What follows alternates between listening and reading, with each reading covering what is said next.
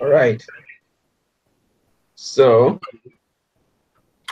question number 2. Oh, hang on. Question. I'm coming. 1 second. I'm sorry. Sorry.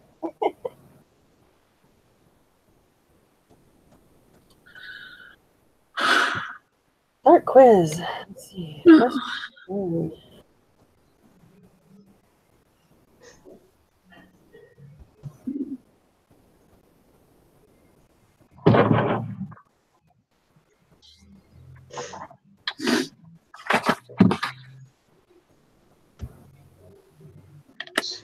So, right.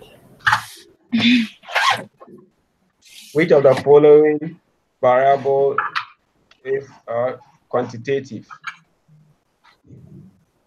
Mark all that apply. I think the last one. Yeah, just the last one. Yep, I agree. Okay.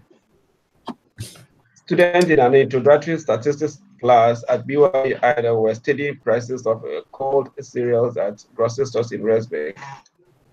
To get cereal prices, they went to Argos. Bartholomew, are you broadcasting this? Yes. Sorry. Go ahead. Yeah, I'm broadcasting. All right, go ahead.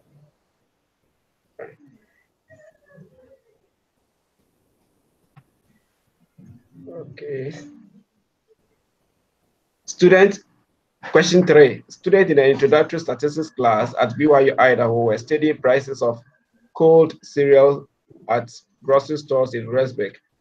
To get a sample of cold cereal prices, they went to Albertsons and rolled a die to decide which box from the left of the top shelf they will start on. They then recorded every 6 cereal after the first, moving from the left to the right down the shelves, recording the name, size, price of each cereal in their sample. Is this an experiment or an observational study, and why? An observational study because the students have no control over which cereals were selected. An observational study because the student had no control over the price of the individual cereals. Third, an experiment because student has had control over which sampling method they use. The last answer, an experiment because the student had control over which cereals would be selected for the study. I think it's the third one. I think the second one, because the student have no control over the price of the individual cereals that they are picking. Even though prices. They're studying prices, not the cereal. Never mind. Yes. The second. The second one. I'm special. Yes, you are. But not in the way you're saying. Just because you are so cool and special. Okay. Oh, I don't like. But then, are you okay with the answer? Yes. I like the second one. I'm good. Okay. All right. Project, one group of students studied the ages of students on a BYU Idaho campus. They collected the data from a random sample, that is 100 students. The main sample was 21.2, and the sample standard deviation was 2.61. An excerpt of their data is given below. The group noticed an error in their data. The age of one of the male, ID equal to 3, is entered incorrectly. He is actually 21 years old. When the error is corrected, what will happen to the sample median? I think it's the first one, the median will increase.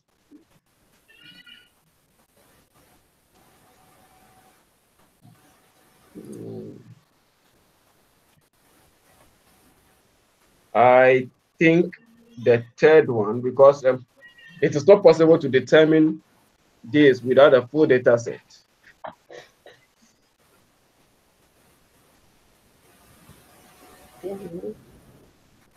Well, you would assume that that one's like an outlier. So wouldn't it make it increase? Yeah, but when you look at the question, we don't have the full data set. So we miss from 4 up to 99. There's no data to tell us. So if we actually put in we put in the 21, whether that will increase. Okay. I think that is the first one. The first one, I think the second and the third one. Because if you use the quantitative descriptive, you can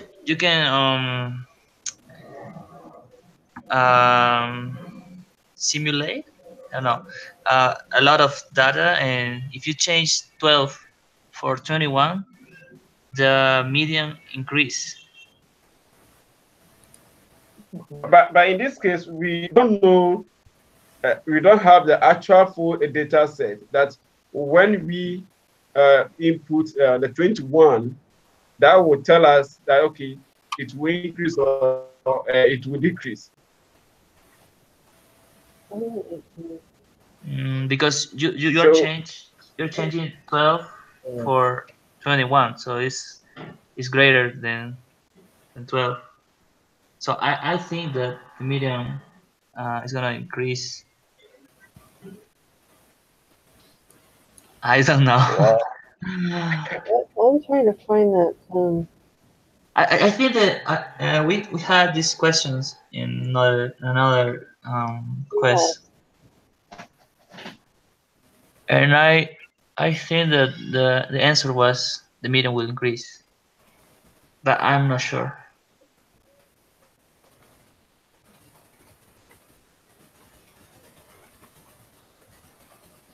I have no idea. It could be either one. Do we have 2 tries, right, for this quest? Well, let me tell you the numbers. Okay. Melanie, are you talking to us? Yes. Can you not hear me? You sound like you're not close to wherever the mic thing is, and so it's hard to hear you. And it sounds like you're away from the computer on the phone. Oh, sorry. Can you hear me better? I'm down in a basement, so I'm not in a good place. And my internet's not working very well, so. That's a little better. I can hear you now. I was just going to put the numbers in that descriptive statistics thing, because if we do that and then change it, it would, but my thing's not working. That's what Stephen did, and it increased. Bartholomew makes a good point.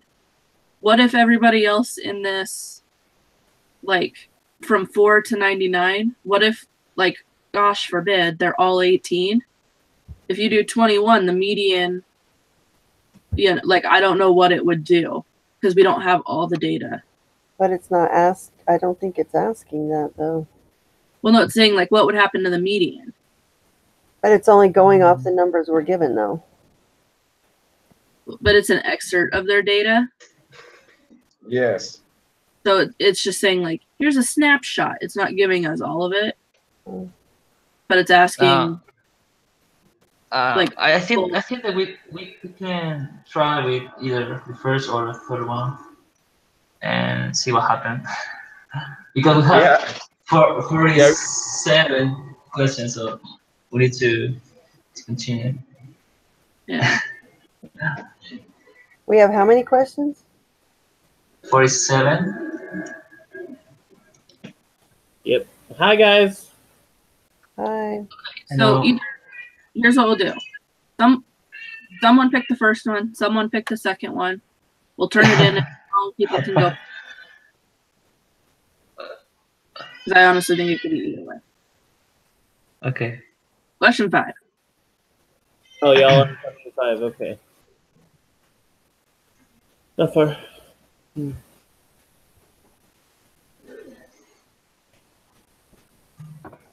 Okay, so all right, I'll go for the third. We have 2 attempts, so whatever happens, we can still. Okay, question 5. The time to complete the standard exam at BYU Idaho Testing Center, approximately normal with a mean of 17 minutes, the standard deviation of 10 minutes. Using the 68, 95, 99.7 rule, approximately what percentage of students will complete the exam under 50 minutes? Give your answer accurate to 1 decimal place.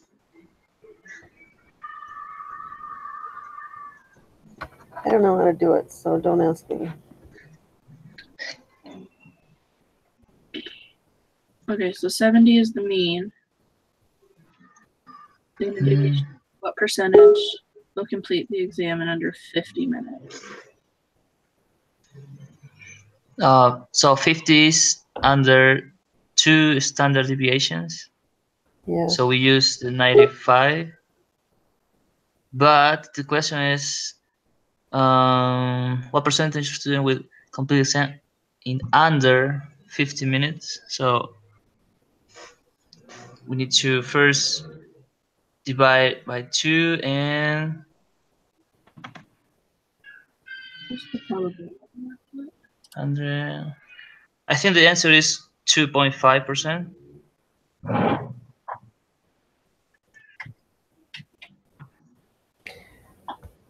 Yes, I agree.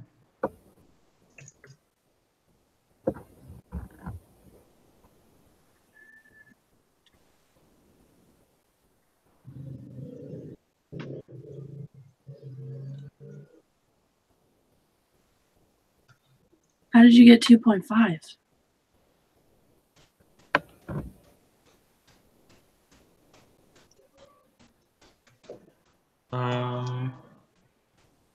If you use the applet and you set Wait. area 0.95 and highlight the middle, and you then highlight only the left part, you get 0.025, so it's 2.5%.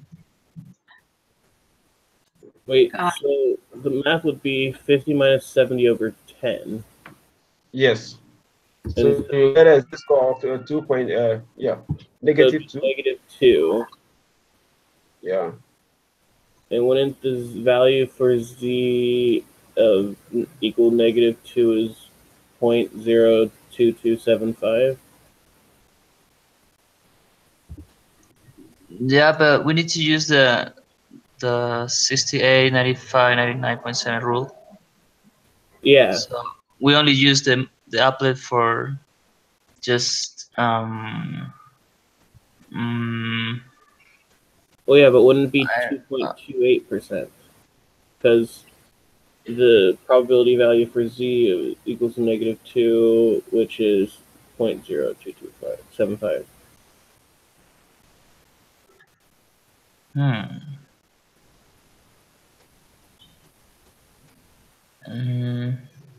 I don't know.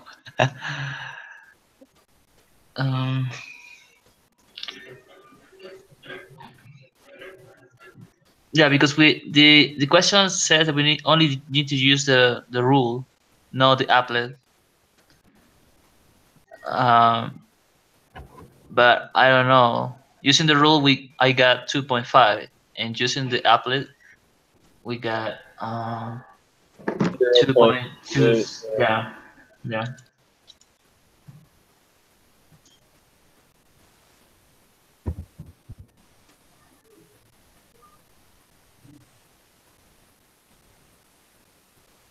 So do we agree that it's 2.5, or are we fighting about it? I have no idea. I don't even know what they're doing. I'm all lost. We're on question 5. I'm so lost. Okay. Can you hear me? Yes. Yes. Okay. All right, so question 6. What is the answer for question 5? Well, yeah, we were fighting on that, weren't we? Not fighting. When you use this 99.7 rule, you get 2.5. So Okay. if you try to use the z-score, you're going to get something very different. Yeah. Yeah. Okay.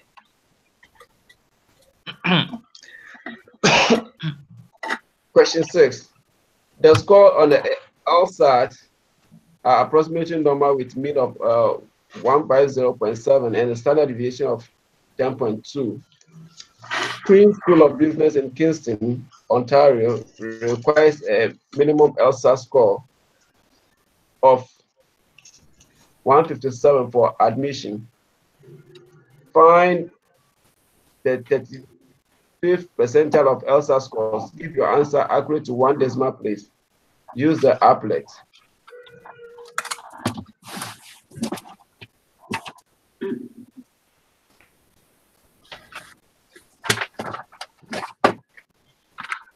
I don't know if you guys have it, but I had an example of how to solve this on that first exam notes thing I emailed everybody forever ago.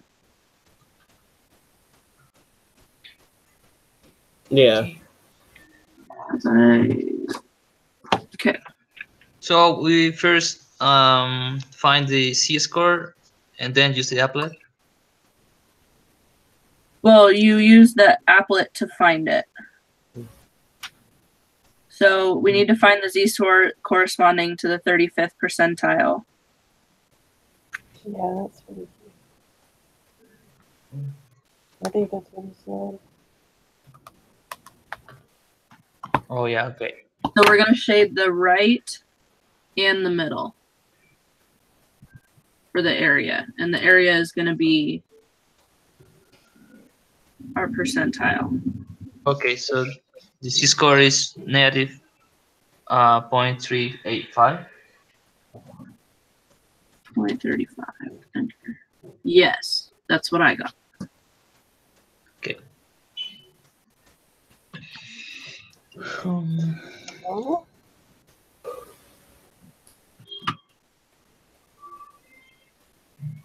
Okay. So then you plug in the z-score and then we're solving for X. x. Yeah. And then there you go. And I got 146.773. So 1.8. Yeah, 0.8, because we're doing 1 decimal point. But Oh yeah, 0.8. Yeah. Yeah, 146.8. That's what I got to. All right. Nice. A team of dermatological researchers were studying skin cancer among 60 to 70-year-old American men. Suppose you were part of the research team and take a sample of men from this age group and calculate the mean number of skin cancer spots in the sample. Also, suppose that it is known that the distribution of the number of cancer spots is right skewed. Suppose the sample size for this study was n equal to 2. What will be the shape of the distribution of the samples means?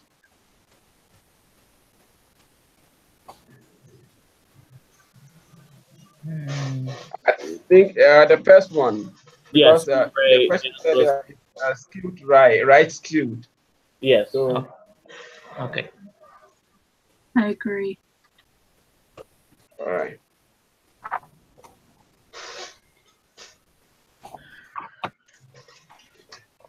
Use the following information to answer the next 2 questions. Tanker trucks are designed to carry huge quantities of gasoline from refineries to filling stations. A factory that manufactures the tank of trucks claims to manufacture tanks with a capacity of 8,550 gallons of gasoline. The actual capacity of tank is normally distributed with a mean of 8,544 gallons and standard deviation of 12 gallons. Suppose that a simple random sample of 20 tons is selected and the sample mean capacity is found to be 8,550 gallons. What is the z-score corresponding to the sample mean? Run your answer to 3 decimal places.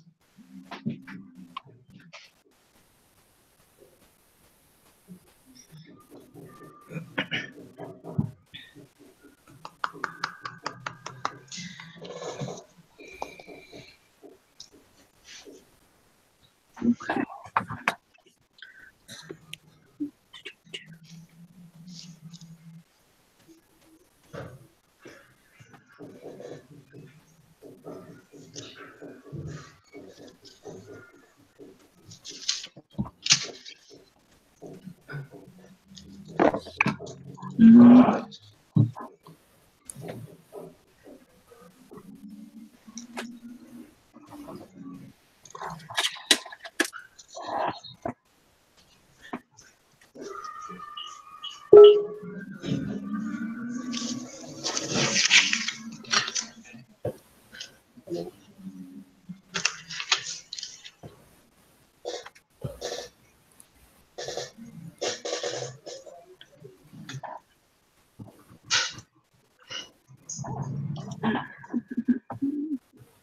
I did not.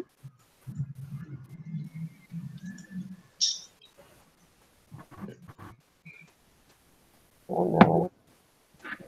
I got 2.236. Me too. Yes, me too. I got negative 1.15.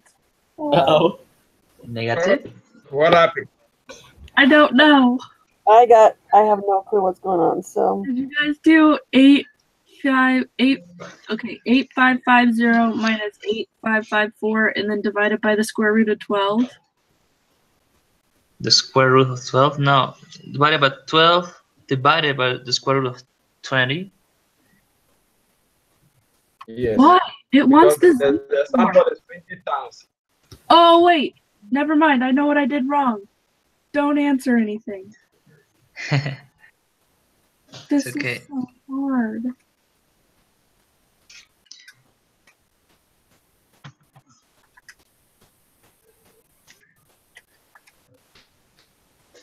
No, 12.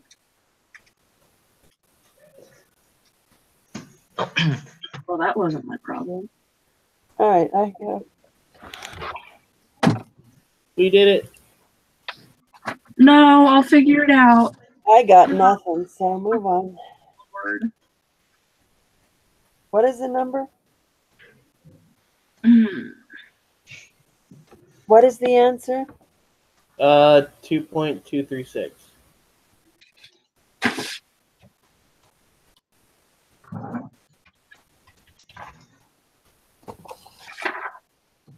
Okay. So question 9. What is the probability of the sample mean capacity of 50 randomly selected tanks would be greater than 8,540 gallons? Round your answer to 3 decimal places.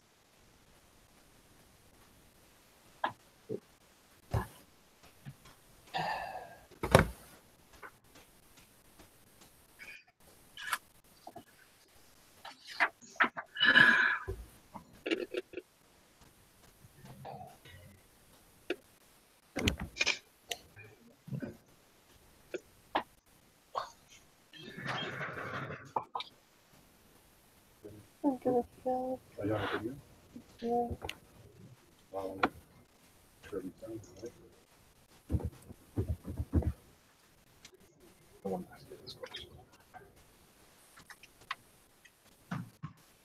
Are we here? What time are we leaving tomorrow?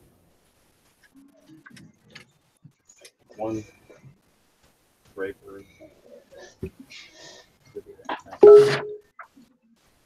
or tomorrow. So we use the same formula and only change the the sample the sample size and the 8540. Yes, because words. Let me get that. No, let's back it up. Yeah, exactly that. Yes.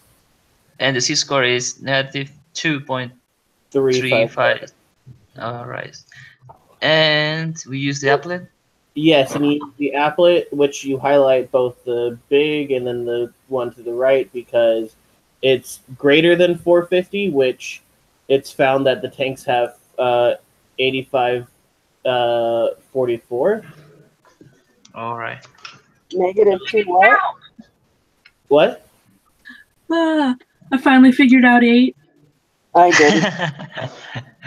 Which okay, yeah. So the mean, the normally distributed mean is 8544. So that means we're highlighting both the middle area and the area to the right because both of them are greater than 8540. Okay. Which gives us 0.9908, which gives us 0.991 for our answer. Yeah. Yeah. All right.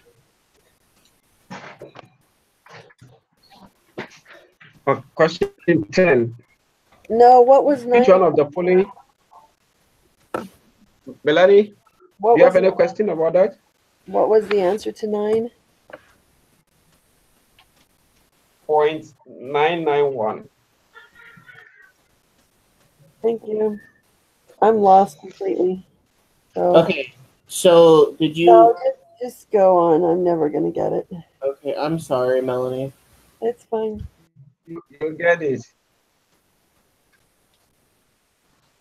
Best describes the notion of significance level of the hypothesis test. It's the first answer. Yes. Yeah. Yes. Is that which answer? The first one? Yeah. No, I think the second one. The probability, no, it's the probability of attaining a test statistic at least as extreme as the one you calculated, assuming the null hypothesis is true. So let's go back to the probability, the whole textbook. If you commit one error. No, because the significance level is the probability of rejecting the null hypothesis when it is true. So it's the first answer.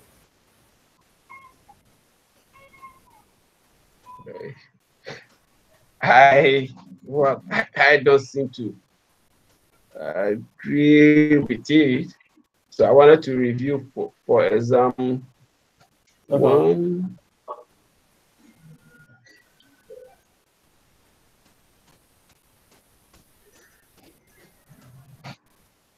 Oh yeah, I think the second one. Yeah, because p-value is the probability of obtaining a test statistic at least as string as the one you calculated. Yeah, that's the p-value. So the significance level is the second one, I think. The probability of type 1 error. No. Yes. The level of guys. significance is the p-value. The level of significance alpha is the standard for determining whether or not the null hypothesis should be rejected. It's the last one. What? It's total. I literally just read that from the book. If you look at the lesson 9 in the summary, the last one says type 1 errors committed when we reject another hypothesis that is really true. The value of alpha is the probability of committing a type 1 error. So the first one is the p-value, so it can't be. So I was thinking is the second one. Trying to. Yeah, I'm agree. 1 second. Yeah. It's the last- I I think it's I the last, also. Sorry. Yes. I think it's the last one too. But don't listen to me. I don't know nothing.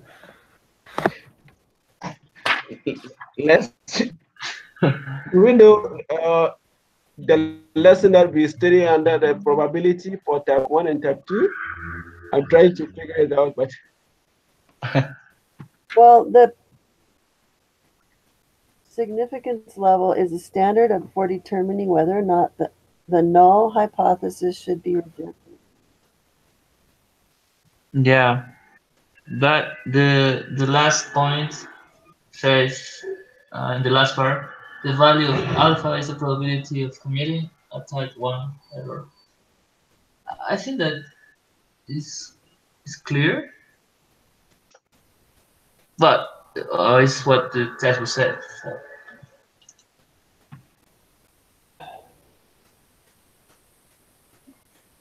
Well, which one do you guys think? I think it's the second one. I feel like it's yeah, that's what I also think is the second one. Never give up. Never.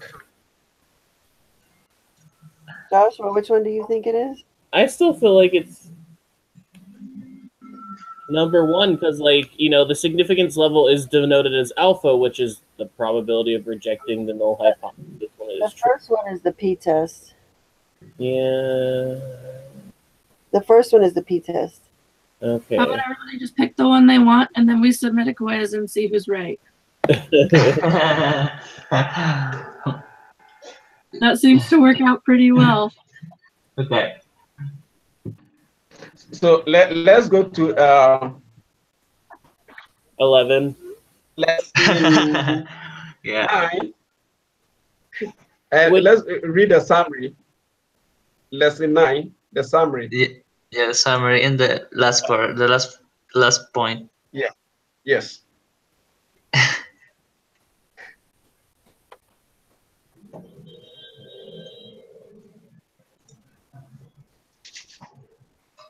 Type 1 error is committed when we rejected the null hypothesis.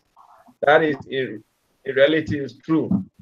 Yeah, but what is the significance level? Is a standard for determining whether or not the null should be rejected. Asking what the significance level is. I think it's wanting the definition, and the definition of it is the standard for determining whether or not the null should be rejected. So that would be the last one.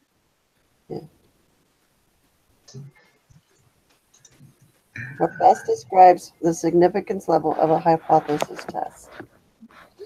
The value of alpha is the probability of a type 1 error. This is just talking about the significance level. It says nothing about alpha. Alpha is the probability of committing a type 1 error. This is just wanting the definition of the significance level, which is the last one. Because if you really read it, it says a type 1 error is committed when we reject a null hypothesis that in reality is true. The type 2 error is committed when we fail to reject a null hypothesis that in reality is not true. The value of A, or alpha, is the probability of committing a type 1 error. It is. Okay, so let's go back to the they said that Okay. the level of significance is the standard of determining whether or not the null hypothesis should be rejected. Correct. So that'd be Typical the value for alpha are 0.05 to 0.10 and 0.01. So when you look at 0.991, I think we are close to the 0.10. That is why I was thinking that we are rejecting the null. So it's type 1 error. Yeah, But there are that's no not numbers in this question, so we can't think that way. It's literally just wanting the definition. Yeah. I think it's okay. I'm gonna go. I agree that it's the probability of a type 1 error now. That's I not don't- a definition. It's the fourth That's one. the definition of alpha. It's the, Value of alpha. This is the wanting the significance level of a hypothesis test. It's wanting a definition, which is the fourth one. Okay, boys versus girls. Okay, so I think that we can choose either. We try. Yeah. we have 2 attempts, so we can still go back and Yeah. let's continue. let's move on. Question 11. The height of young adult females in the United States are said to have a population standard deviation of 2.6 inches. A sample was taken of 85 young adult females at BYU, Idaho, and the mean was computed to be 65.4 inches. Which of the following explanation describe the correct way to interpret 95% confidence interval for this problem? Mark all that apply.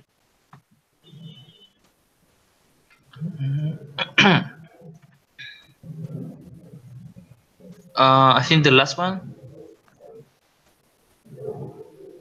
And the third one. And the third one. Yeah.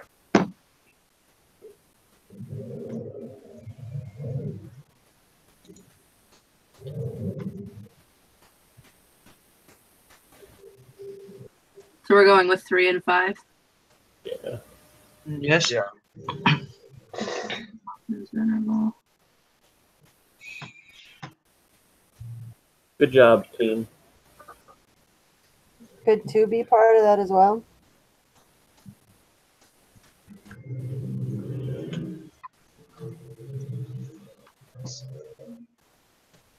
The third one and the fifth one, Melanie. I know I said could the second one be part of it as well, because it is saying the same thing.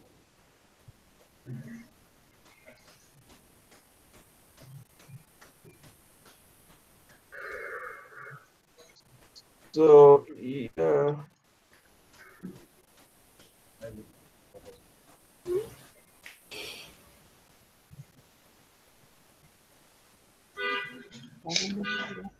The second one, 95 for 4. I don't think so. Okay. Never give up. Never. These are always the questions that I struggle with, and so I have no clue. I always get these wrong no matter what I do. I know it's not the fourth one. Yeah, we don't use Okay. chance. Yeah. That's the only thing I know. Hey, that's very important. You completely removed one away. So I know. I still Yeah. haven't lost it. I got rid of one. I got rid of one. Okay, question number 12. Marine biologists have been studying the effect of acidification of the ocean on weight of male beluga whales at the Arctic Ocean. One of the studies involves a random sample of 16 beluga whales. The researchers want to create a 95% confidence interval to estimate the true mean weight of the male beluga whales. Their data follow a normal distribution. The population standard deviation of weight of male beluga whales is 125 kg. And the researchers feel comfortable using the standard deviation for their confidence interval. Are the requirements for the use of confidence interval met? Explain.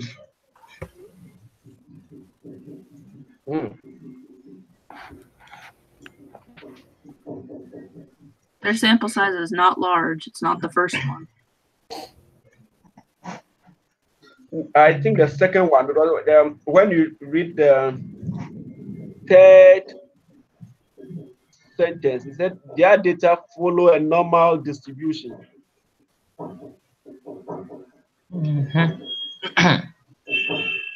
So if they follow a normal distribution, I then think it means that the Second. distribution of sample means is normal because the data are normal.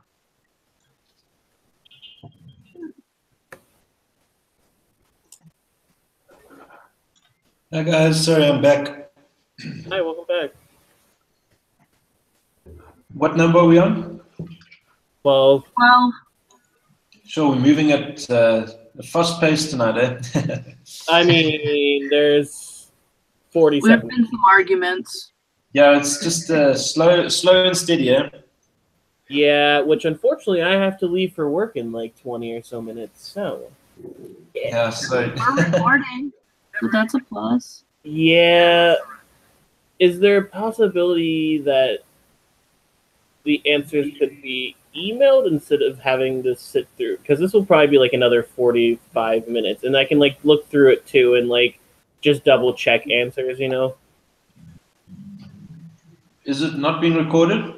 No, it's being recorded, but like, Oh, I see what you're saying, so you don't have to go through the whole thing. yeah.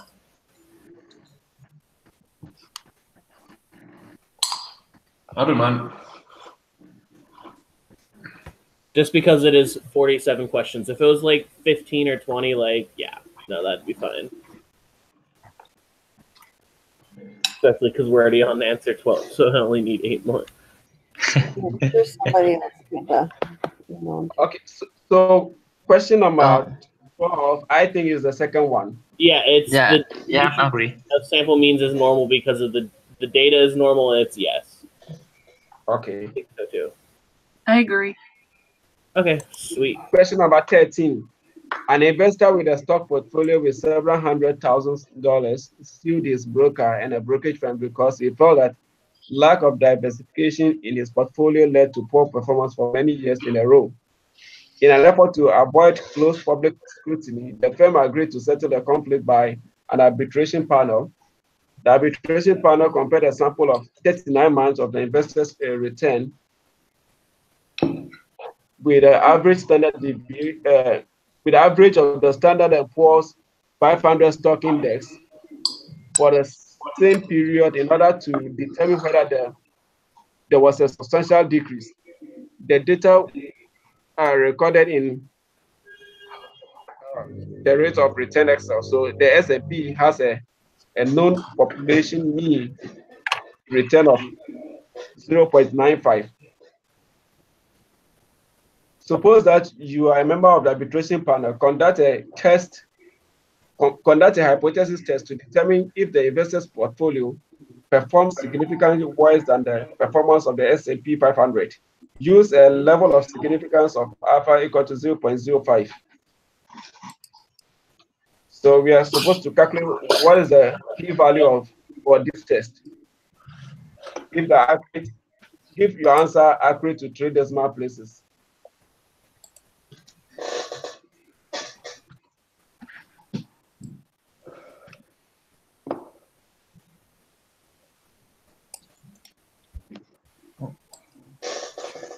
So sorry guys, so what is this final test on? Is this on everything or is it just on the last unit? I bet It's you it's on looking down everything. everything. On everything. Yeah, he gave us a cumulative final. Jerk. So you gave us what? A cumulative final. Yep. Thanks. So who wants to do the final together since there's no group meeting next week? I'm kidding. I'm game, Josh. me. If I didn't think we'd get in trouble, I'd totally do it. Yeah, we've just had the elders come, and one of the elders is like he's on mission, but he's already got his degree from like one of the top universities in the UK in statistics. So I told him, come here, come out. So I told him, you have to come with me tomorrow or whenever it is that we do this exam and come visit. But anyway, I don't know if he knew I was joking or not. He looked a bit nervous. So what did you get for the p-value? I got 0.019. 0.019. Yeah, me too. What? 0.019. Yeah. So what did I do wrong? Because that should be easy.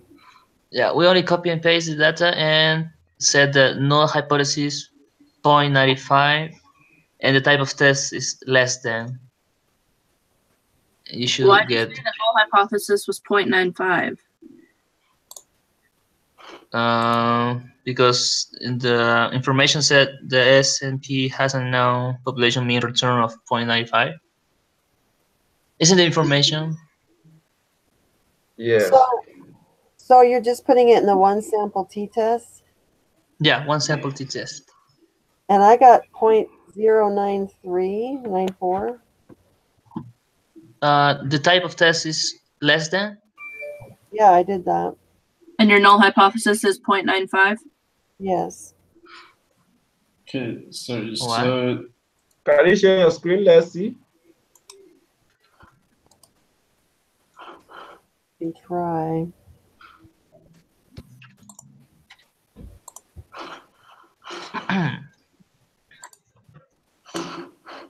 You guys got 0.094? No, 0.019. Freaking A. Yeah, that's Let's see. I got what Melanie got. You got another Where's your screen, Melanie? another variables?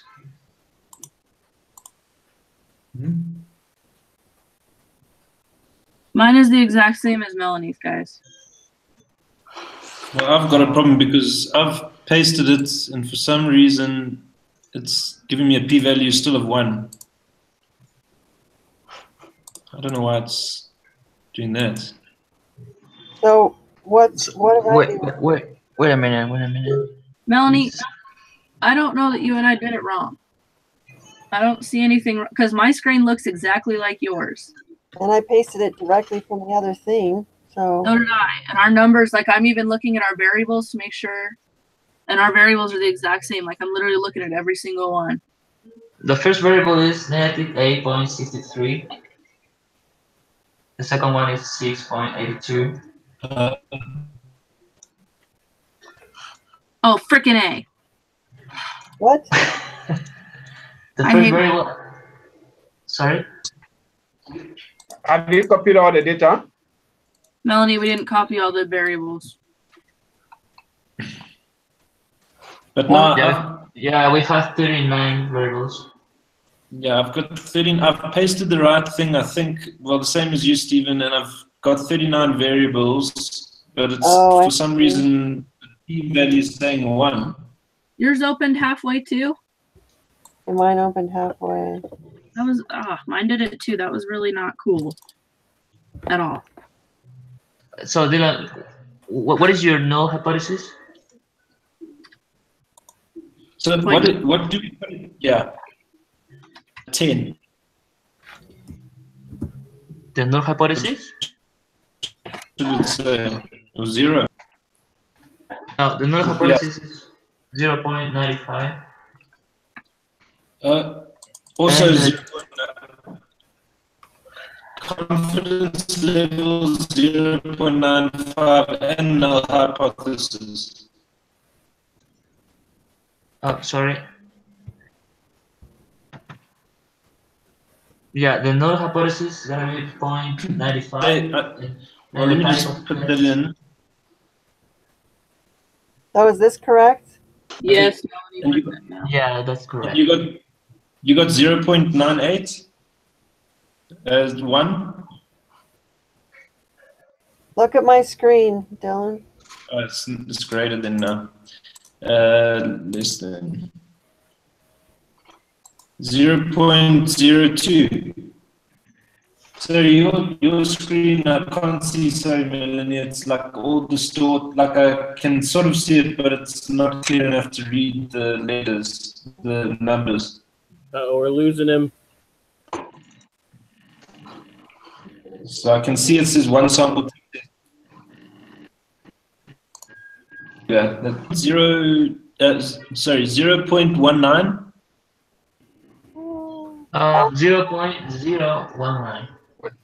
0.019. Oh no. Are you guys still there? All right. 0.019. Yeah, that's what I got. Okay, cool. Thanks, Steve. 0.019. Okay, cool. We good? We Gucci? We got it? We figured it out? Go. Second, my computer decided to do that like infinity picture. Yeah. Like I made know what it's called. Okay, so known population mean.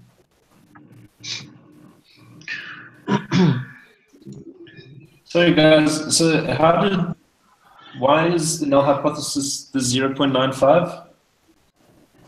Because it says so in the thing. Where? Yeah. It says.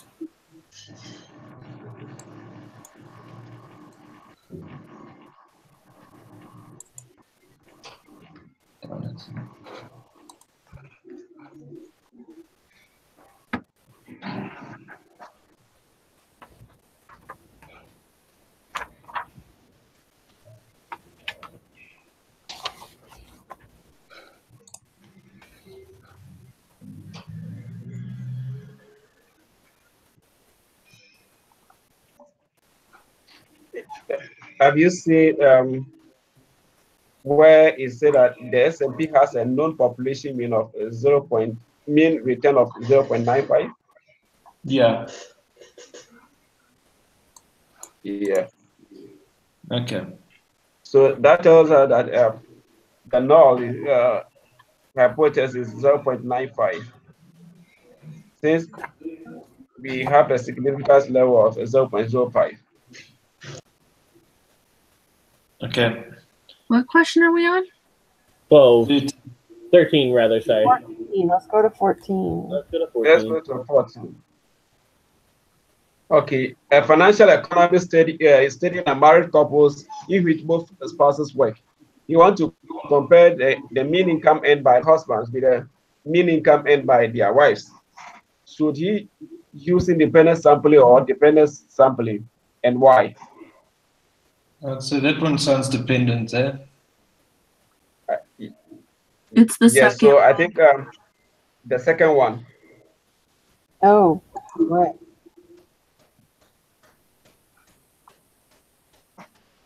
Yeah, that's true. Okay, you're right. Yeah. Okay. That one was easy. Good job, team. Sorry. Yeah, What is the answer for question 14? Sorry. The second one. The second Okay. one. Okay, thank you.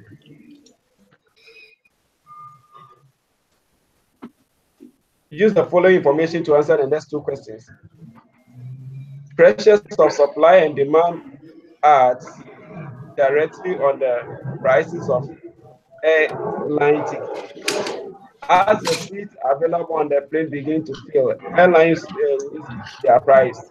If seats on the flight do not sell well, airline may discount the ticket or even cancel the flight. Ali Henry, a BYU Idol student, wanted to determine if there is a difference in the price of tickets listed 90 days before a flight, compared with 14 days before the same flight. For her study, she compared the price of one-way flight from London's Heathrow Airport to various destinations in Europe. Using travelvelocity.com, she recorded the lowest published fares for 90 non-stop mid-week flights 90 days in advance, and then found the lowest published price for the same destination again in 14 days in advance. The price is in US dollars and are given in the file direct flight cost. Notice that some of the destinations, there are some for some destinations, flights were not available. What is the p-value of for this test? Run your answers to Traders Map places.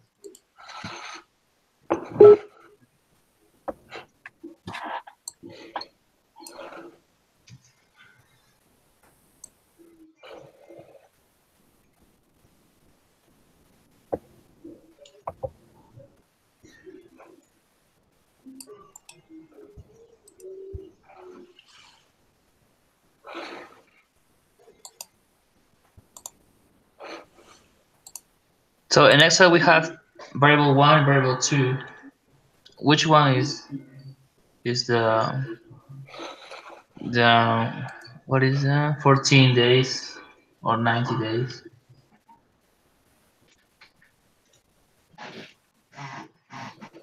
I'm not sure. I'm trying to open the Excel now. What'd you ask?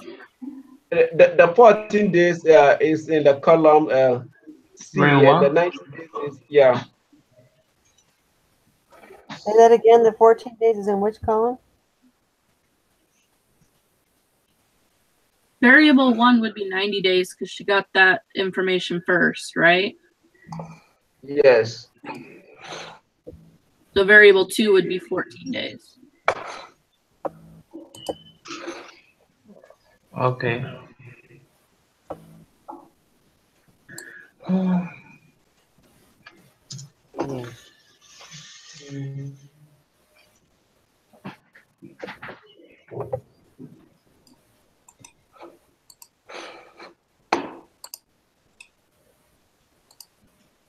So we are using per sample t-test, right? Yeah. Yeah.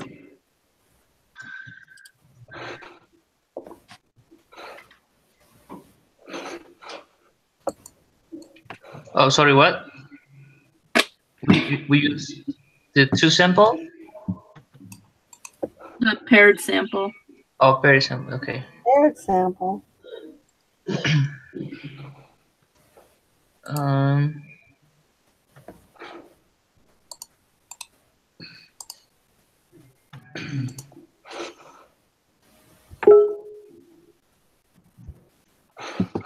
So I got p-value 0.095, not 96.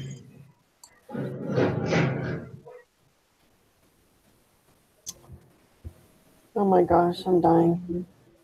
Shit. I don't know. Join the club. Yeah, 0.096. Yeah, 0.096. That's what I got to. Thank goodness I finally got an answer from one. What do you guys get? I got it as well. 0.096. 0.096. Yeah.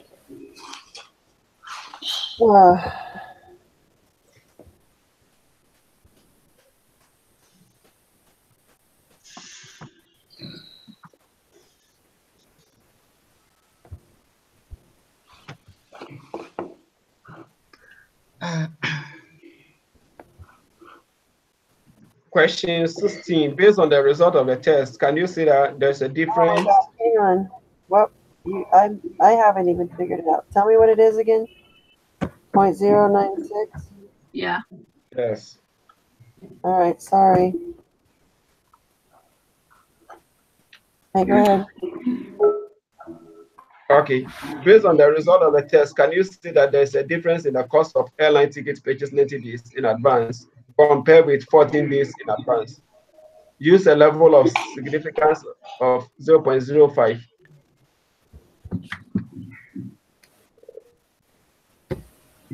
The first one? Yes, the first one. No, because the p-value is greater than the level of significance. Yes. Yeah, okay. I agree. Question 17. A real estate company wants to evaluate 2 of their home appraisers for consistency in preparation for their annual state certification. It is important that different appraisers be able to give similar estimates for homes and other properties. The company selects a random sample of 10 homes in a different neighborhoods around the city and independently asks each appraiser for an estimate of the home value. After they receive the estimate for each home, the company subtracts value given by the first appraiser from the value given by the second appraiser. They create a QQ plot of the differences and see that the points in the plot roughly form a straight line. Are the requirements for using the desired confidence interval satisfied? Explain.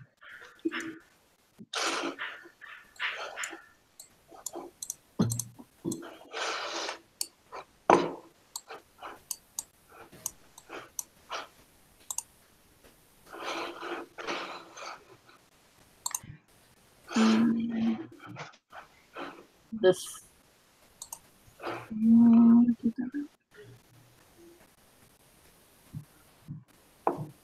The third one. I think it's either the third one or maybe the fourth one. 'Cause Yeah, we I also think there's a third one.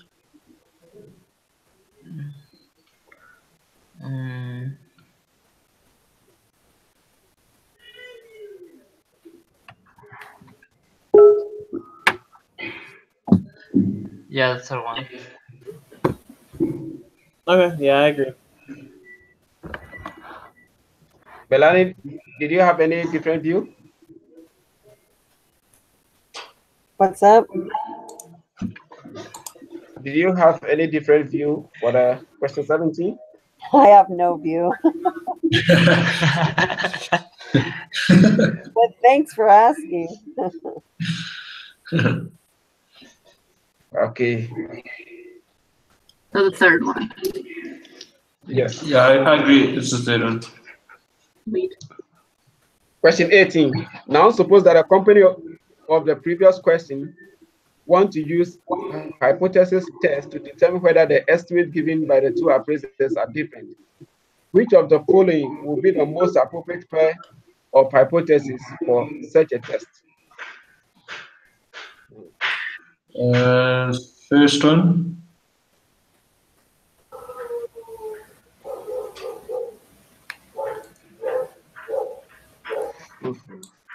Or First yeah, one? first or third one. I guess I will go for the third one. third one. Third one. I have Yeah. an opinion.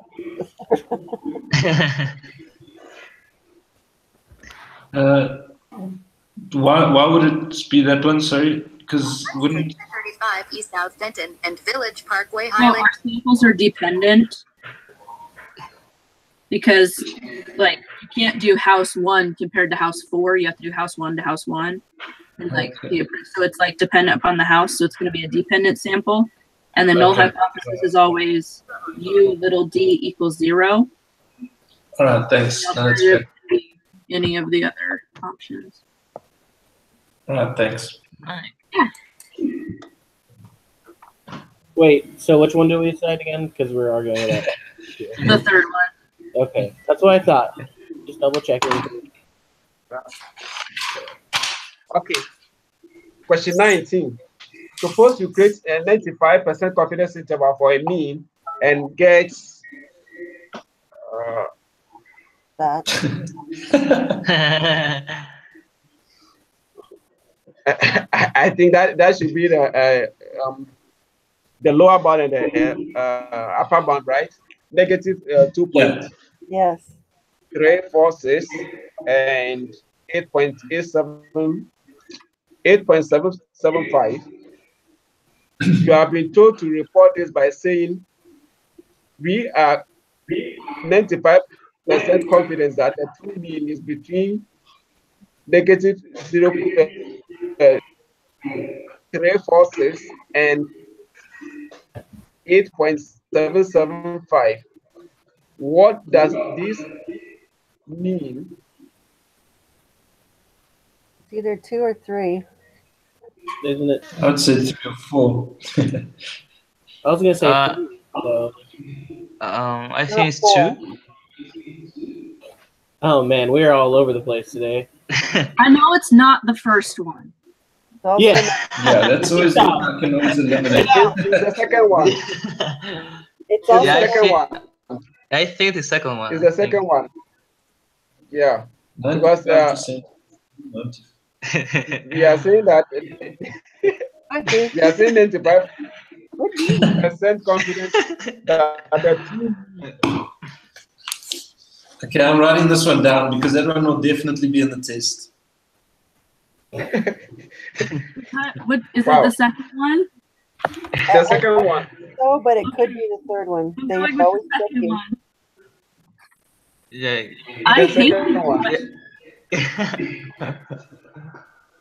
the only thing I can ever tell you is it's not chance. God. Yeah, you're right. Oh my gosh. I'll be so glad when I never have to see a question like this. Yeah. I'm so Wow. sick of it. You must be careful, Tash. You'll probably find you'll do a job where you have to deal with it. Never. Oh my gosh, I hope not. This is so hard. I just Question oh. question 20. If But P equal to 4 over sorry, 5, can you just explain why it's that one? No. There's no explanation. I There's don't no- know. Okay, just guess. All right. Okay. All right. It is what it is. Or I'm not. glad that when I'm going into business, I'm trying to go into HR, so I don't have to deal with statistics.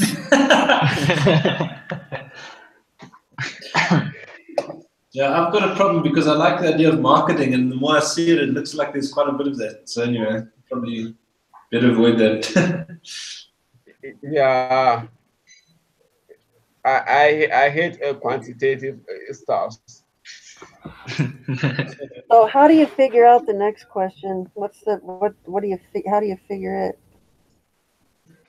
What does it say? I think I only see 295s, and I think that's correct. So with question number 19, in the last sentence, it said that we are 95 confident that the true mean between negative 2.346 and 8.775. So if that is true, then we know that 95% of all the 95 confidence interval, we are looking at the true mean. In the question, it talks about the true mean. Okay. So that tells us that 95 of all of 95% confidence interval actually contain the true mean. Okay, yeah, that makes sense. Yeah. Wait, so what do Thanks, you think we're Captain. going with then?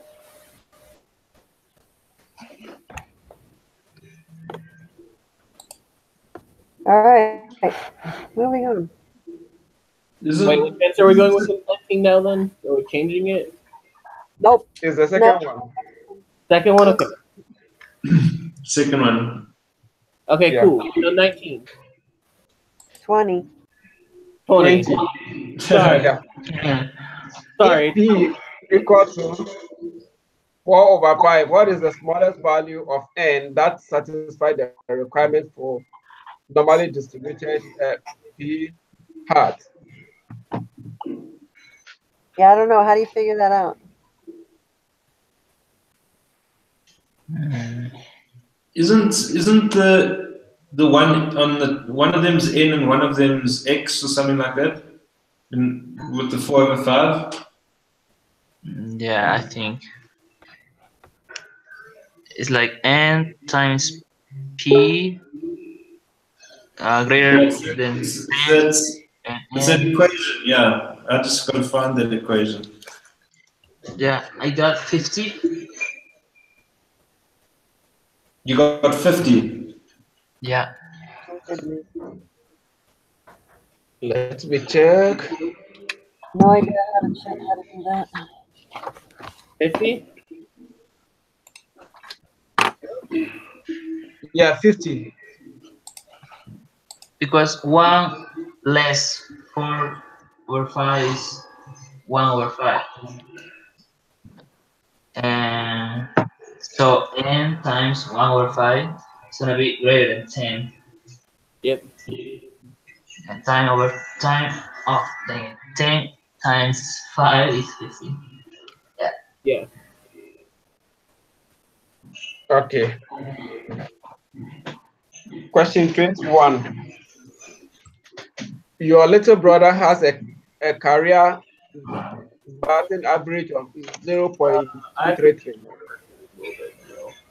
You want to determine the probability that he will have a batting average of over 0.250 next season when he will be up to bat 40 times. Are the conditions met for so that the sample proportion will be approximately normal?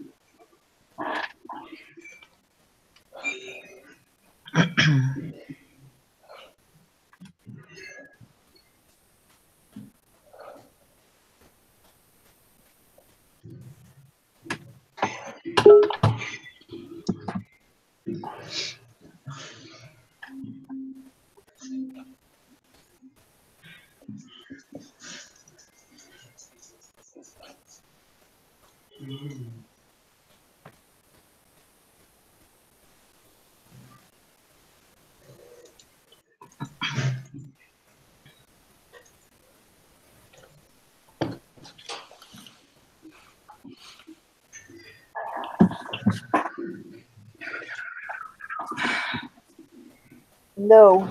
Number 4. Let's look at.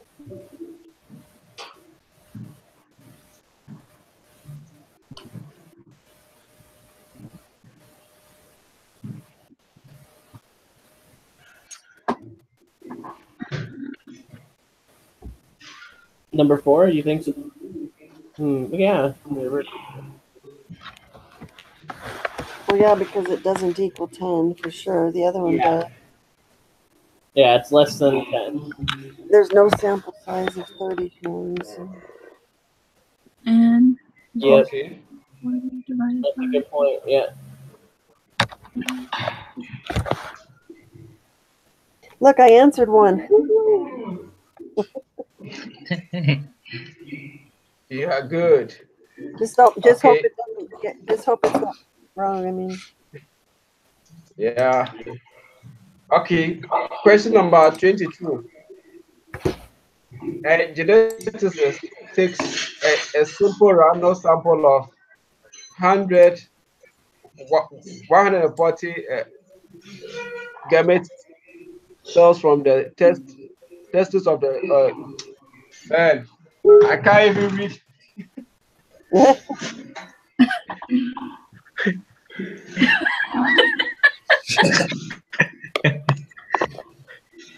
oh heavens.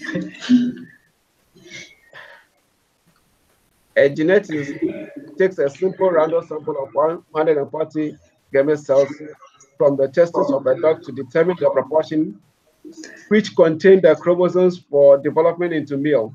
Assume the unknown true proportion of dog gametes that contain the male chromosome is 46%. The geneticist calculates the to 0.512. Which of the following is the most correct interpretation of this statistic?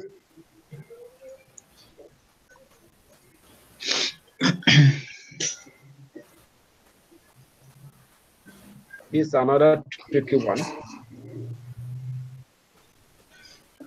What? It's not the first one. No. Good job. Good job, Tasha. That's the only thing I know, and I'm gonna. I think it is the last one.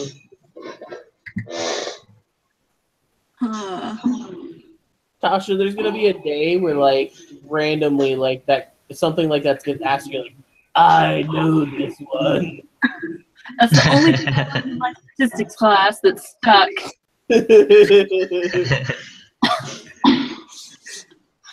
The last one. Okay. The last one? That one. Yeah. Is there a difference between the third and the fourth besides sample and the sample? The word sample make a difference?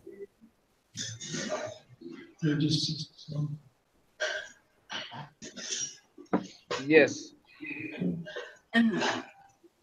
Because the third one says the same thing, but doesn't say sample. So I'm wondering if that makes a difference. So I'm just trying to use some simple logic. If the P has the last part of the question said that genetics conduct a survey and calculate a p-hat equal to 0.512. So if you convert that one into percentage, I think it tells that 51.2%. So since we are dealing with sample, and we are also talking about male chromosomes, and I think the last one. Okay, that's fine. All right, guys, I have to go. All right, have fun at work. Yeah, I will. I guess this is our last group meeting, isn't it? Yeah. Yes. Oh, I feel bad leaving. So, well, okay. So I was gonna say, like, I was thinking about this. If you guys like, whenever I get married and get the photos, I could send y'all some photos because I'm sure, like, because we've been discussing a bit, I'm sure some of y'all want it. Dude, shoot us. What? I said, yes, shoot us an email. We would love to see some pictures. I'll do that for y'all whenever I get them in. Okay, And- I'll see you. I really enjoy y'all. Y'all are so amazing. I hope y'all have a great time finishing up everything. Thank you for all of your help and being such an amazing team. Yeah, seriously. All right, I'll see you. Thanks, Josh. Yeah. Bye. Bye.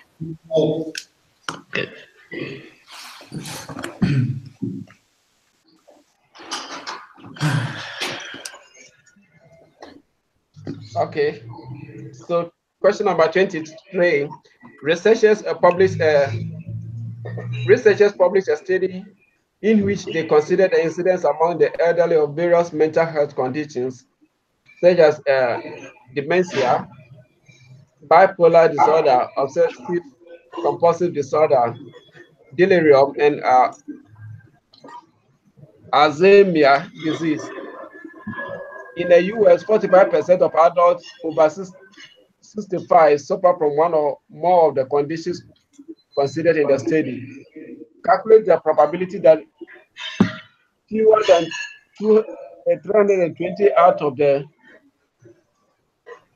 sample of 750 adults over 65 in the study suffer from one or more of the conditions under consideration. Give your answer accurate to 3 decimal places in a decimal form. Oh, I don't even know. Do you use the categorical hat analysis one where you do the X and the Y one? I think you do one proportion.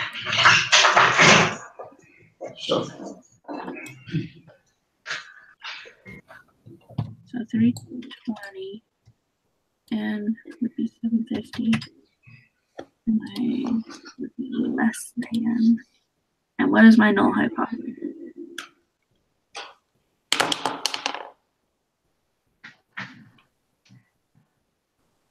What's the form?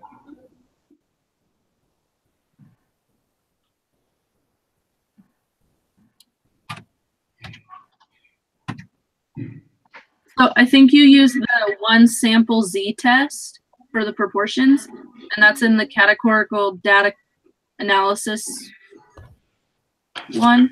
You use that spreadsheet.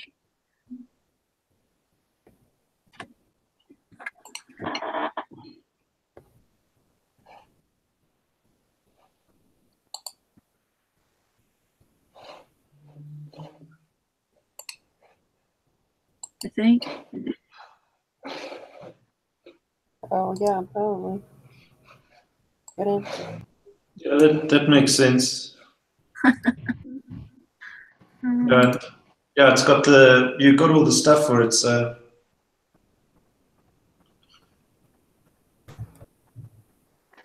So what is the null hypothesis in this case?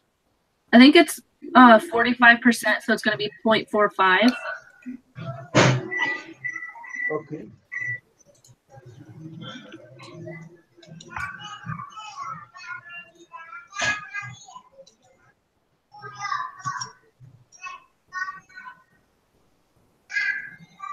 So what? Sorry, what's the null hypothesis for that?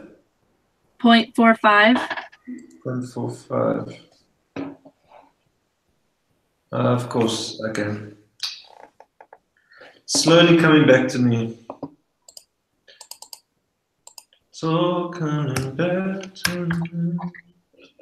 Probability.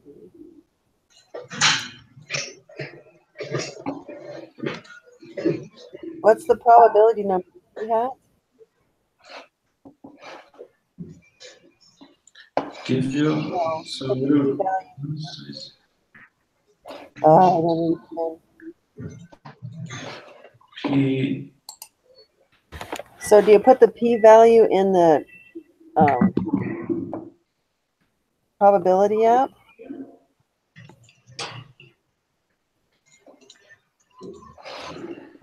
Or in the probability app? What number are they wanting? Probability.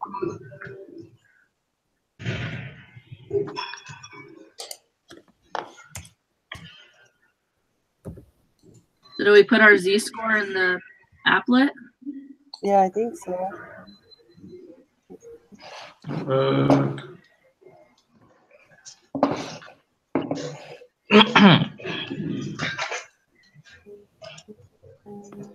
Okay.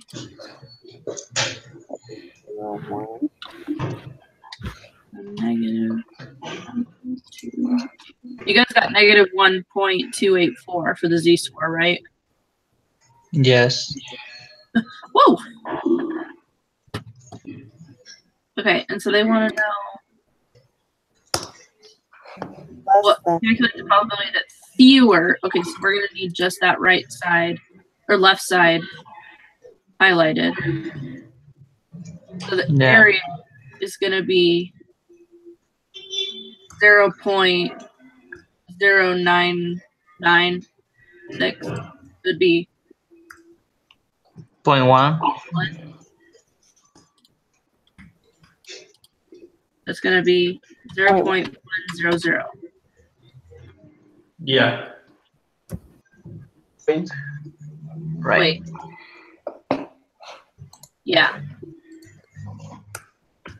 1, 2, 3. I hate it when you have to keep rounding up when it's like 9 and then 99 and then. And it confuses the daylight. Yeah. Yeah, you gotta like go over it about 3 times before you're sure that it's right. 999.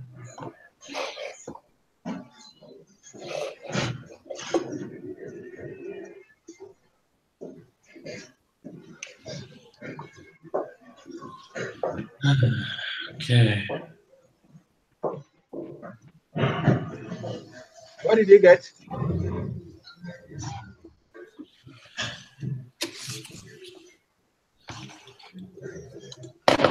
You stuck there, Bartholomew? Yeah, what did you get? 0.100, is that right, Tash? That's what I got. Because you have to round it, because it's like 0.0996. So we rounded it and got 0.1. Because you go to the applet, Bartholomew, you don't just take from the z-score. It's not just the z-score. If that's, I don't know if that's.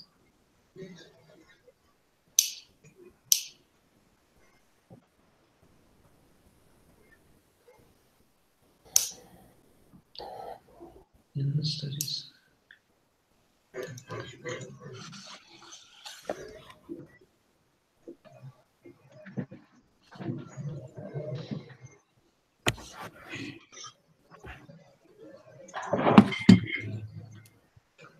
So we all agree that it's 1. I'm still working on it. I don't seem to get it. So we just put, did you use the one sample z-test for a proportion? That spreadsheet? Yes. Okay. Yes. So the z-score on it, at like the bottom part, it should say negative 1.284. Yes. And then you plug that into the applet and you highlight just the left side, the little left tail. And then the Okay. area should be 0.996.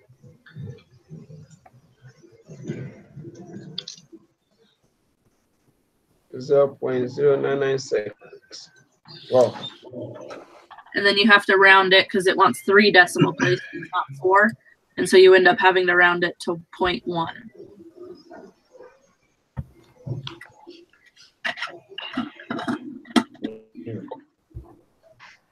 Anyway.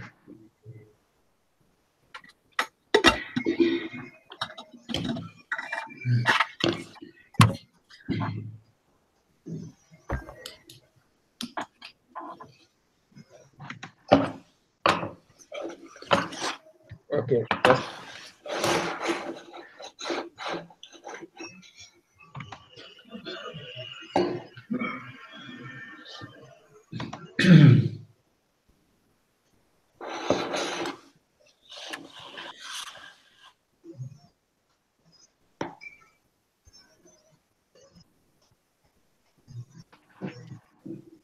Okay.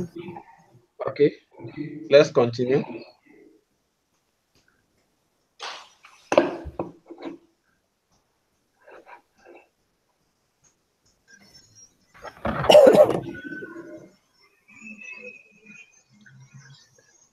Yep. Move on. I mean, moving on. Sorry.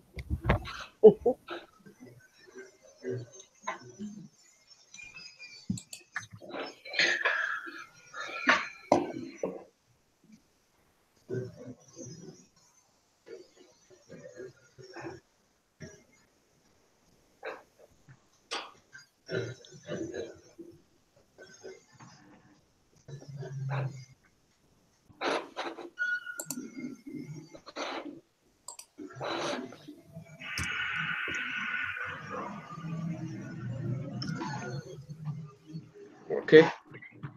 Let's continue. Question 24.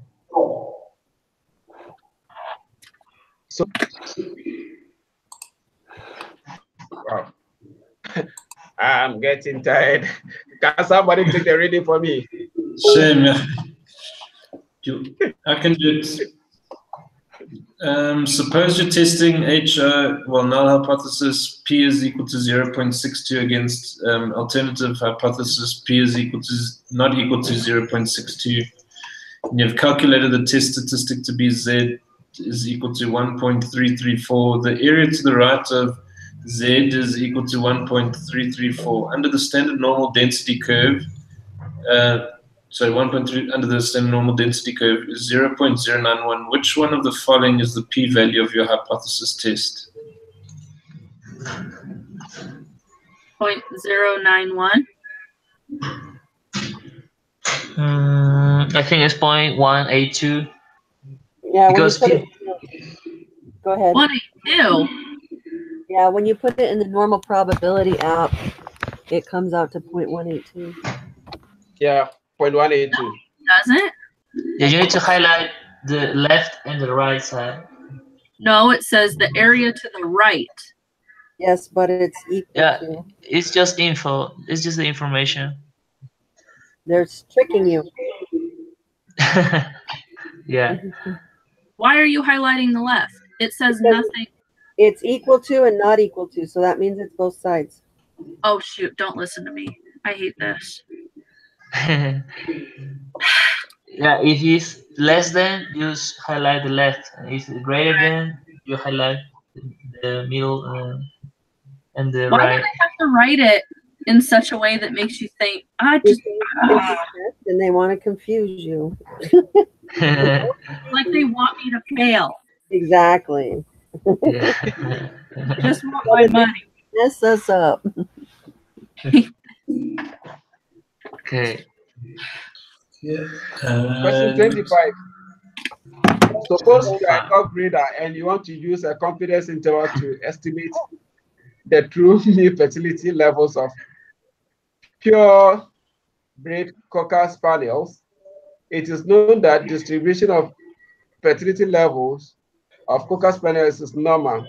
How many measurements must you have in order to be sure the sampling distribution of X bar is normal? No idea. Okay, so it's either gonna be Mm, 1 or 4. it's not talking about proportion, right? I don't think so. So I think 1. Yeah, maybe 1. The first one. True mean of fertility. I don't. I think I got that wrong the last time though, so I don't know. I think it's 30. Because 4 and 5 is when you have proportions. Yeah. It And I don't- cannot be the third one. I think the first one. Because it's just wanting the fertility levels. So I think I'm gonna go with. I'm going with 1. I think any will do. Any number n will do because we are looking at the samples for each of the spadials. So I think the last one. Oh yeah. Because now that the The first distribution one is was right. normal. Yeah. Yeah. I think this is the last one. I think. Yeah. I didn't get the second sentence. Because it said it's known that the distribution is normal. So Right. if the distribution is normal, no matter what n is. Yeah, that's right. Again, they want to confuse you, They seriously want me to fail. right? Yeah.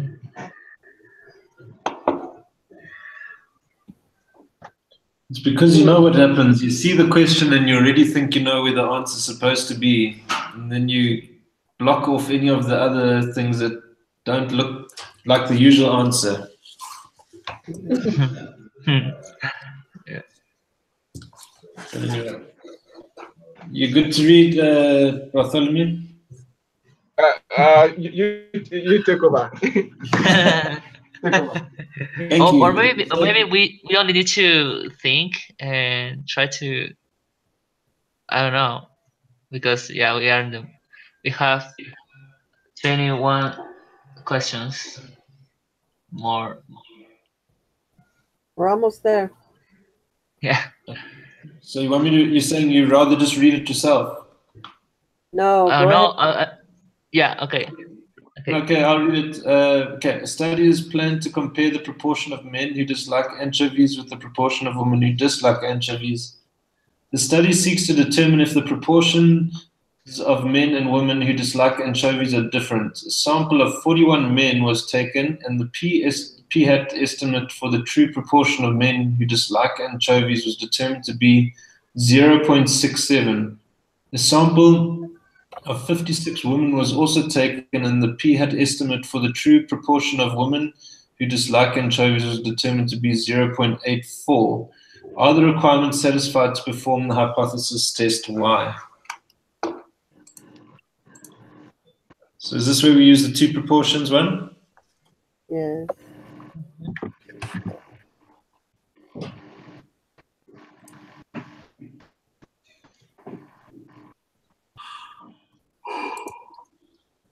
Don't know how.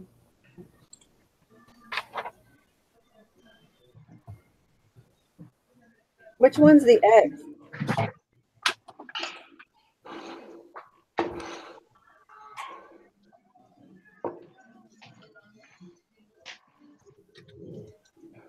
I think it's the last one. No.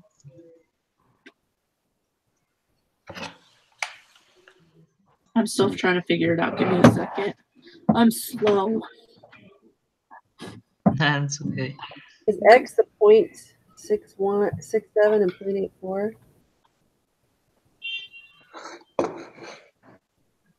Yeah.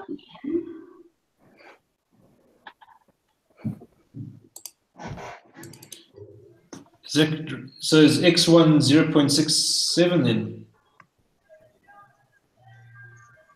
Doesn't seem right. No. That's p hat. Yeah, and so Are the requirements satisfied to perform the hypothesis? All we're trying to do is you do like 2 and 4. You just plug the sample size and the p hats into both of those equations, and they have to be greater than or equal to 10.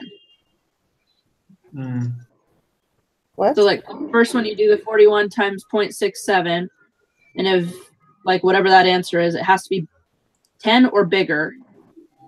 And then you plug in those same numbers to the fourth one, and that one has to be 10 or bigger. If it's less than 10, we failed. We can't do it.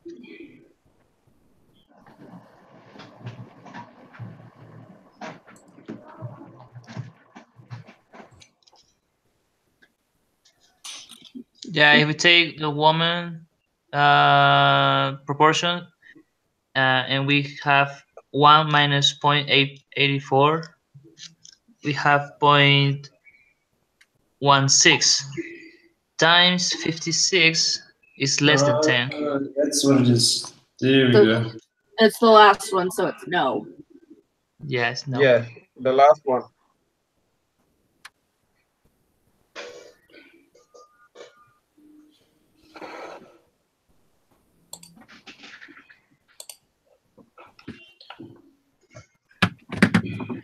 Yeah, okay, sorry. Okay, I'm with you. Eventually. 27 is a study was conducted to measure the effectiveness of a diet program that claims to help manage weight. Subjects were randomly selected to participate. Before the beginning of the program, each participant was given a score based on his or her fitness level. After 6 months of following the diet, each participant received another score. The study wanted to test whether there was a difference between before and after scores. What is the correct alternative hypothesis for this analysis? The second one? I think it's the third one. The second one. Are you sure? Because they're doing it between the tests. So are you sure it does not equal the second one? Like mu1 does not equal mu2?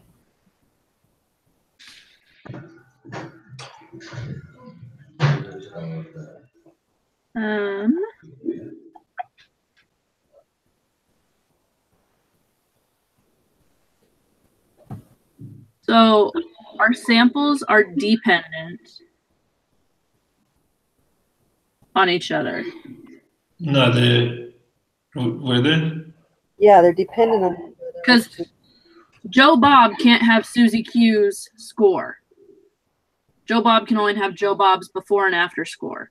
So it's dependent upon the person. Right. What is the correct? So it's going to be mu little d is not equal. So it's going to be 2.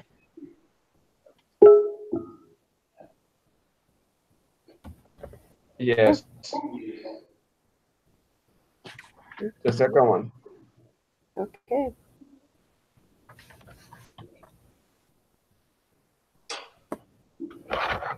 Okay, yeah, all right.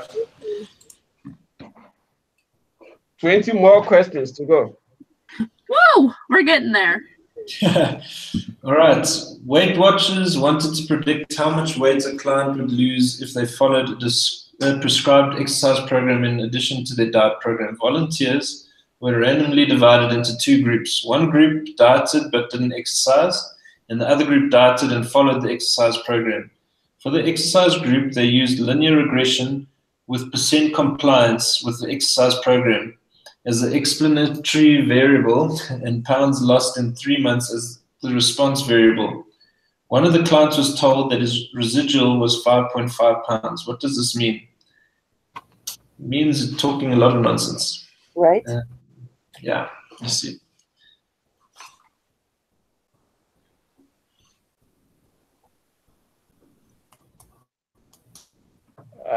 I think the second one.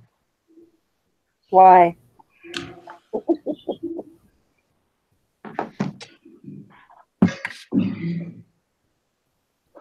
I wanted to give me the reason. Let me read the question again. Because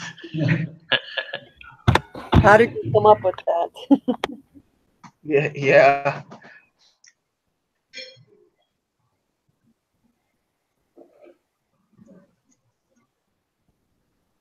What does residual mean? Where's the definition?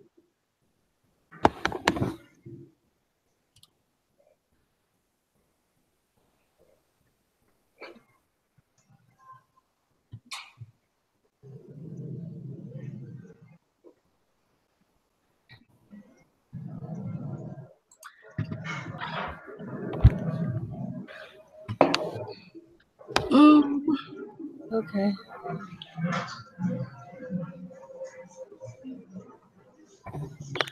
So a residual is the difference between y for a given x and the predicted value.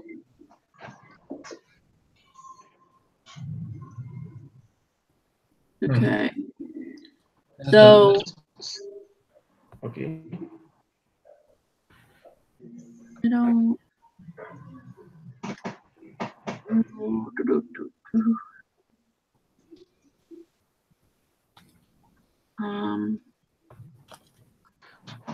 So actually, it's like after they took the weight for with the beginning the exercise, they took the weight, and after 3 months, they also took the weight. That became the response variable. Now, so now that they have the residual to be 5.5, it means that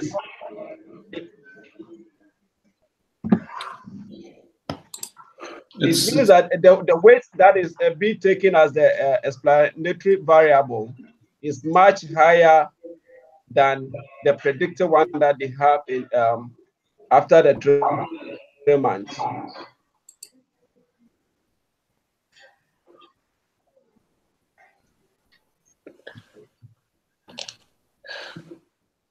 Okay, moving on. We're at 4 hours. Come on. Well, the residual, What's that? just the residual in normal English is something isn't it something that's left over anyway? It's the difference between the observed and our predicted. Yeah, so the left, yeah, so yeah, Okay, so that's why it makes sense. Okay, thank you. 29. Sorry? 29. Okay, so what is the answer then? The second one. The second one. Well, that's what somebody said. Is it the number 2? I think that's, yeah. Was the second that's the only one that says predict. It makes sense. Yeah. Yeah. Okay. For the study in the previous question, the beta 1 of the regression line was 5 pounds. Interpret the statistic. That's the slope. Sorry, Yeah. Yes. That's just B1A. Well, is it beta 1? That is beta 1A. Yeah. Yeah.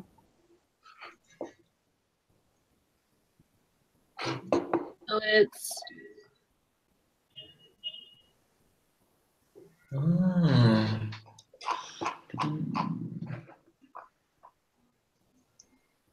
The second one? I don't know.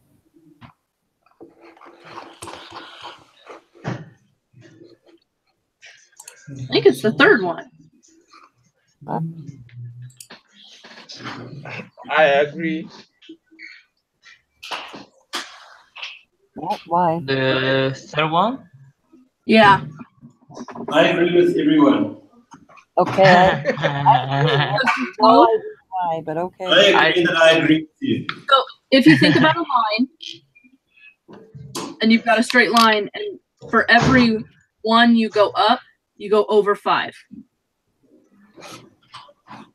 So if you go up 1%, you lost 5 pounds. If you go up another percentage, you lose 5 more pounds. Okay. Okay. Okay. Goes up 1% on average, 5 pounds are lost. Okay. So it's number 3. That was option 3. Yes. Mm. Cool. All right. Thanks. When creating a scatter plot, a residual plot, and a QQ plot, which of the 5 assumptions about linear regression are being checked? Check all that apply.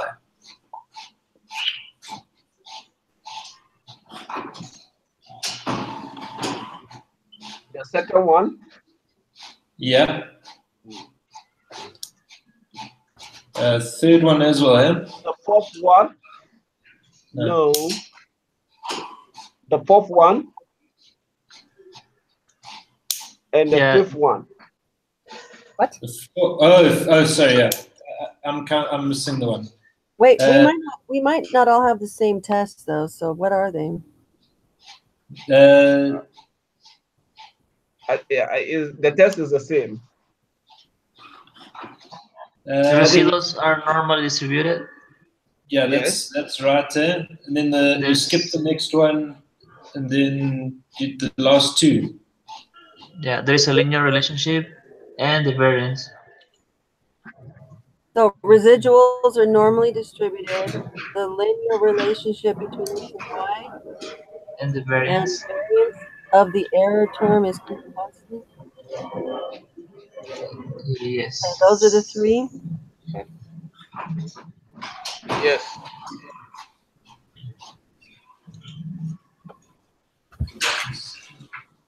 Okay. Oh, 12 questions. Yay, we're going to get through 12 questions with one story. Okay. Sorry.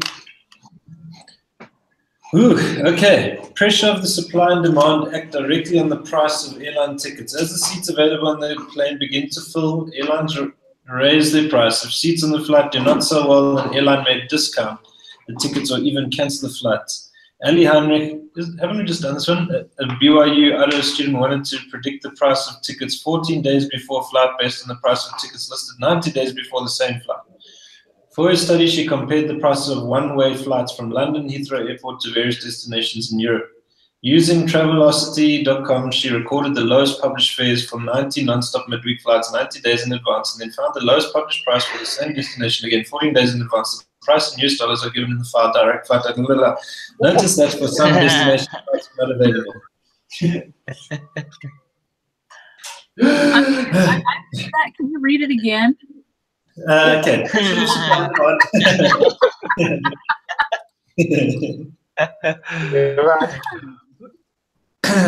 That was funny. Okay, so we're plugging these into the linear regression one. X is 90 days. Response is 14 days. Oh, sorry, what? X is gonna be what? X is 90 days. Okay.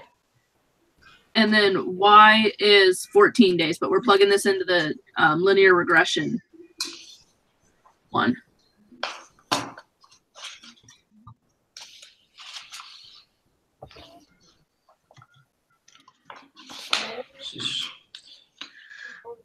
So I've just printed out the test, by the way.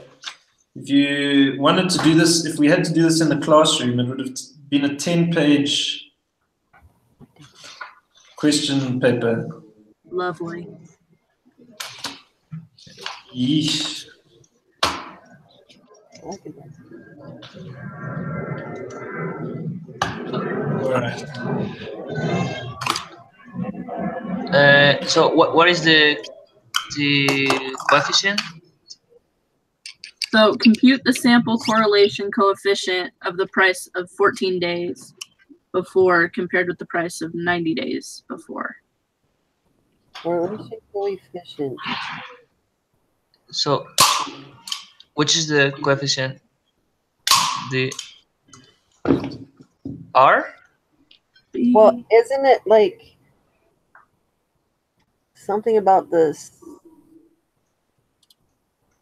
You do it off of the slope, and it's The the correlation coefficient is R.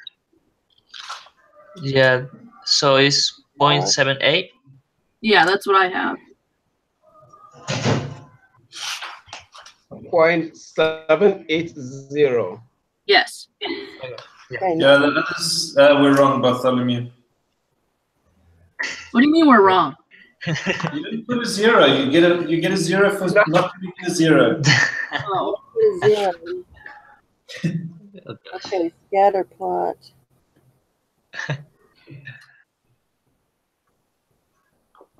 What about it? Okay. So let me actually stop talking nonsense and help you guys.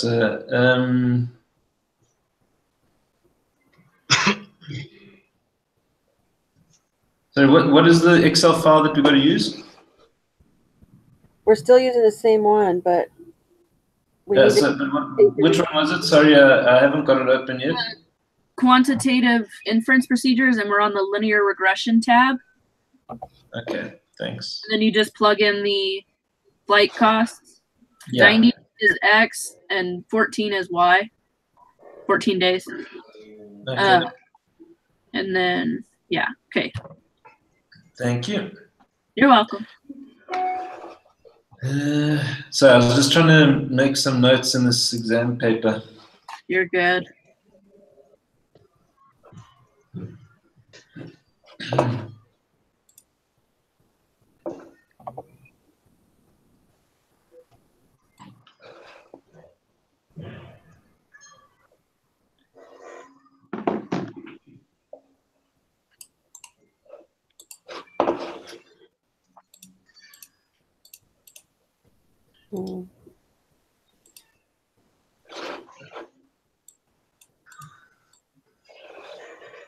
All right, number 32. What is that? That's a positive association because our correlation coefficient is close to 1.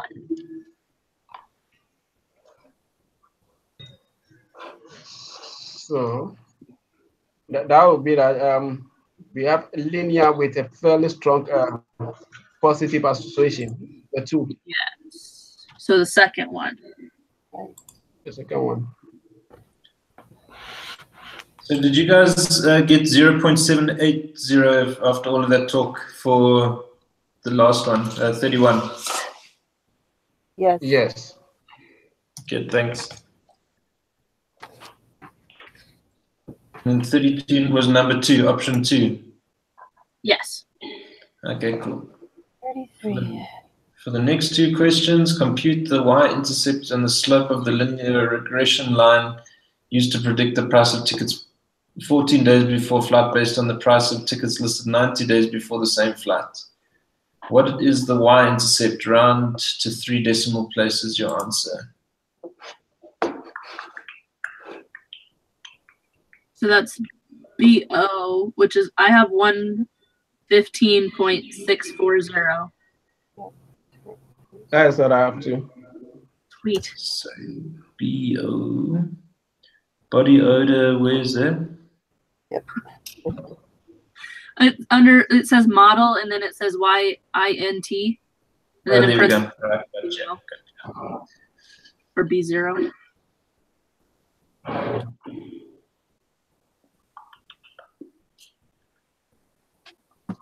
And it's sorry. So which one of them is it? The one. It's the top one for the y-intercept. So the y-intercept is going to be the 115. Yeah. All right.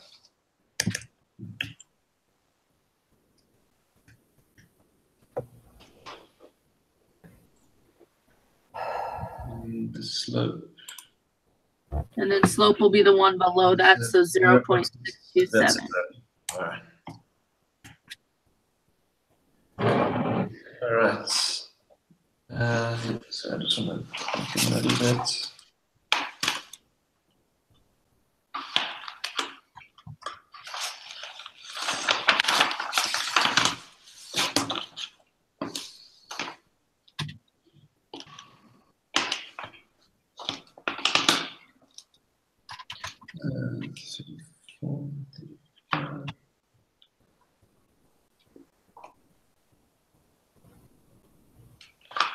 Okay, never mind.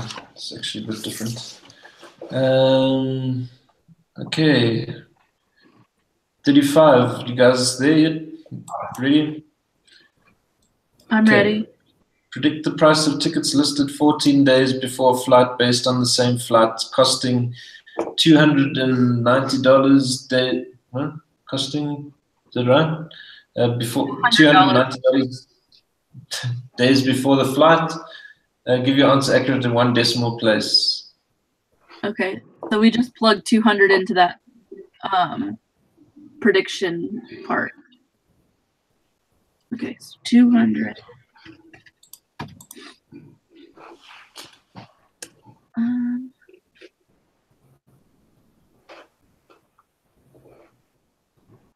In the number 6, where the number 6 was?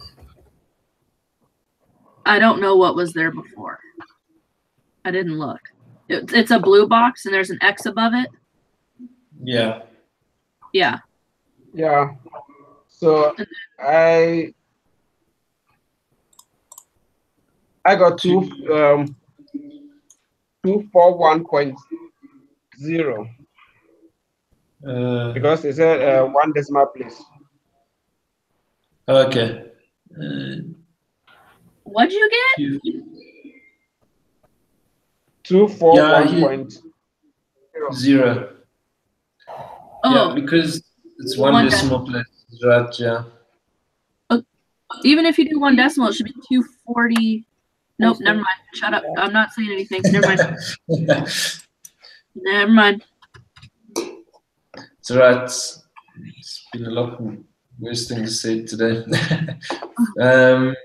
For the next 3 questions, construct a 95% confidence interval for the slope of the regression line obtained when 90 days before flight ticket prices are used to predict 14 days before flight ticket prices. Okay, so my confidence interval already says 95%. Yeah. And then you're always get the lower bound. So what, do we need to change anything? No. As long as your confidence level at the top says 0.95, we're good. So it's, the lower bound is 217,188. Because you use fruit. I don't remember which confidence interval you use. We need to use the slope confidence interval. Always use the slope? Yeah, the slope. 0.518. Yeah, because the information said construct a 95% confidence interval for the slope of the regression line obtained by blah, blah, blah, blah. Oh, I can read. 0. No, no, and so the textbook says that we need to consider the slope. Yeah. Yeah. Okay. And the upper bound So sometimes is I think this class, being well in this class is about how to read between the lines. If you can do well, is how you can read between this the questions.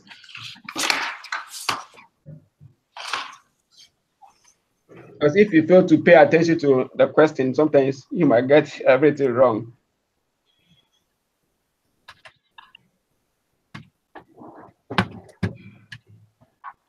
So the upper bound is 0.735. Yes.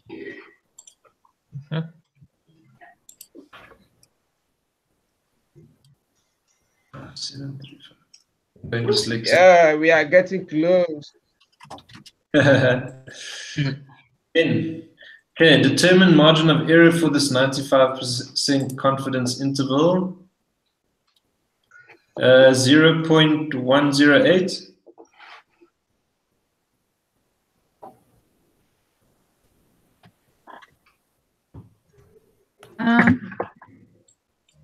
I got 1.09. No. Because I rounded it.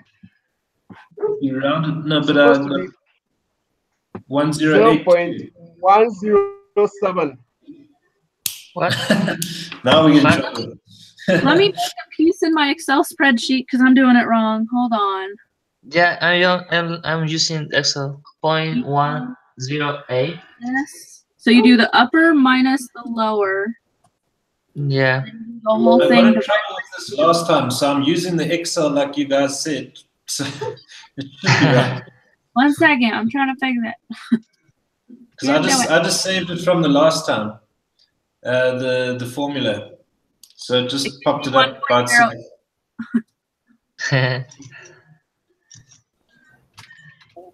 You'll be fine. Is it a negative number? No, mine's positive. Oh, I did it backwards. Don't mind me. Oh, heavens.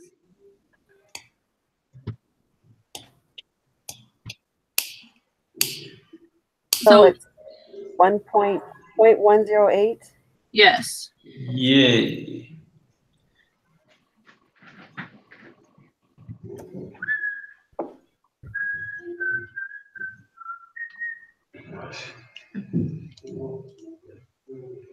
Okay, so everyone happy with that, or we're still working it out? I'm happy. All right. Hang on. My family wants to leave. We gotta hustle. Okay, so we can go. Yeah. For the next 4 questions, conduct a hypothesis test to determine if the slope of the true linear regression line is not equal to 0. Choose the correct null and alternative hypothesis for this analysis. The third one. Slope of the true linear. The last one? One. Yeah. Beta. The last one or the third one? Yeah, I would say the last one also because it's B1 is the slope. I agree. Okay. Awesome. Next. What is the value of the statistic round to 3 decimal places? Are we still on the same? Are we still on test for linear regression? Yeah. Yes, we're still talking about the plane tickets. Is it going to be 11.510? Yes. 11.510. Yeah. Oh, sorry, what? 11.1? Yeah, okay. All right. 510. Okay, so what is the p-value? Round to 3 decimal places. Ugh. It's one of those. Yeah, it's like, yeah, I think you just say 0 basically, yeah? 0, 0, 0, 0. Yep. Always makes life easier. What decision do you make based on the p-value and the level of significance if your confidence interval is 0.05? Am I right? What's A again? You reject the null. The third one. Yeah. Level of significance, not confidence interval. And there is sufficient, so it's reject and sufficient. Yep. Reject. The third one. One. And these last ones, I absolutely hate. Thank you very much. Okay. In the United States, mothers who live in poverty generally have babies with lower birth weight than those who do not live in poverty. The mean birth weight for babies born in the US to mothers living in poverty is approximately 2,800 grams. The CDC carries out a study to test the effectiveness of a new prenatal care program in reducing the number of low birth weight babies born. For the study, 30 mothers, all of whom live in poverty, participate in the program and birth weight data is recorded. Which hypothesis test would be most appropriate for this study? I think it's a one sample test. I think one sample t-test, the second one. I think it's a one sample t-test. Yeah. Works for me. Okay. Let's go on. All right. Next. Or is it linear regression? Okay. I'm gonna climb through. Yes. Sorry, I'll move on. I don't want to waste your time. Sorry, man. Engineers at an oil refinery found out how easily gasoline evaporates by measuring its vapor pressure. As they make gasoline, they need to determine whether its vapor pressure is high enough. The standard deviation of the vapor pressure of the gasoline made by the refinery is always 0.03 pounds per square inch. Which hypothesis test would be most appropriate for this task? I think it's either 1 or 2. 1, The first one. because we know the standard deviation. Yes. Yeah. Perfect. Nice. Sheesh. Okay. Once we get to the end of all of them. Okay. An attorney wants to know whether the percentage of Walmart employees in Nevada who are over 45 years old is more than 30%. Which procedure would be most appropriate in this situation? Test of 1 proportion. Thanks. Okay. Yeah. Yeah. Okay. Hey, you guys are very smart.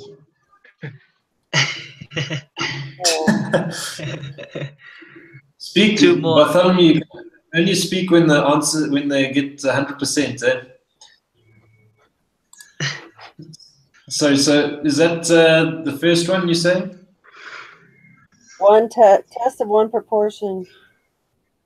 Test of 1 proportion. Test of 1 proportion. Okay. Yes.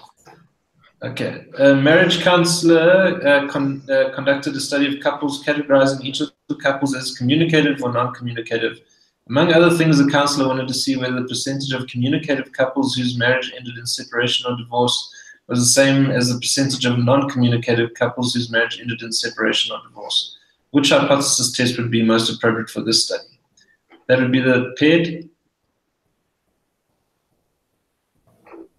2 proportions. 2 proportion. 2 proportions. Darn. It was worth a try. Yeah. Or is it in there? Okay.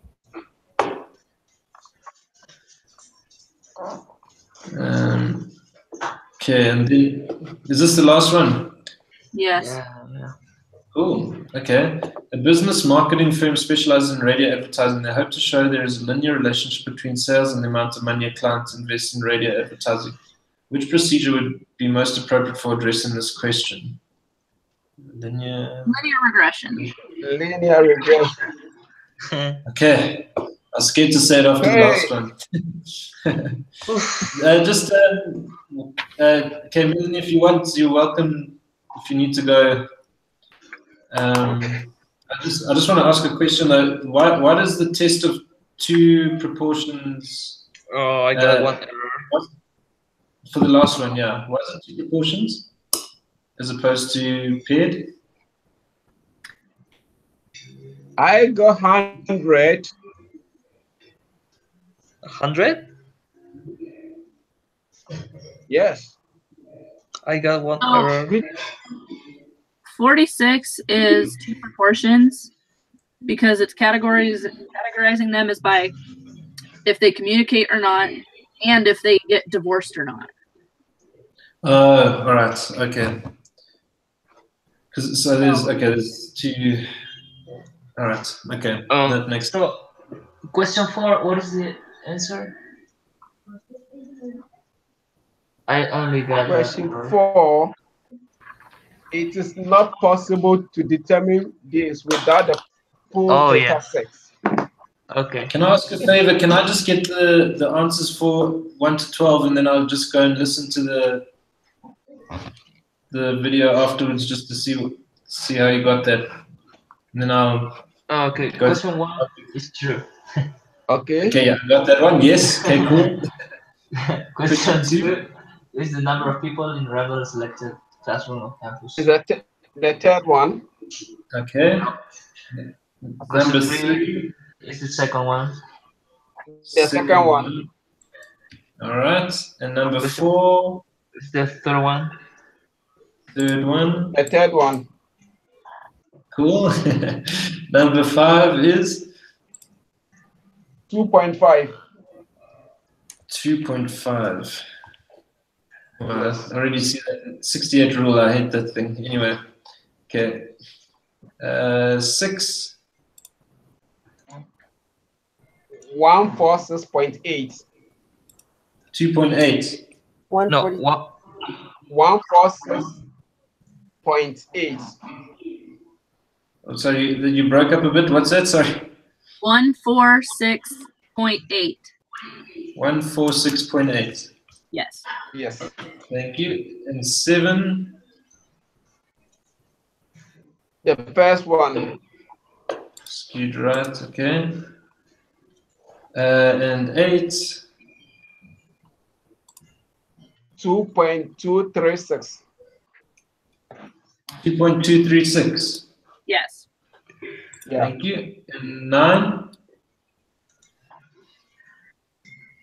0.991. 0.991. Yes. Yes. All right. And 10.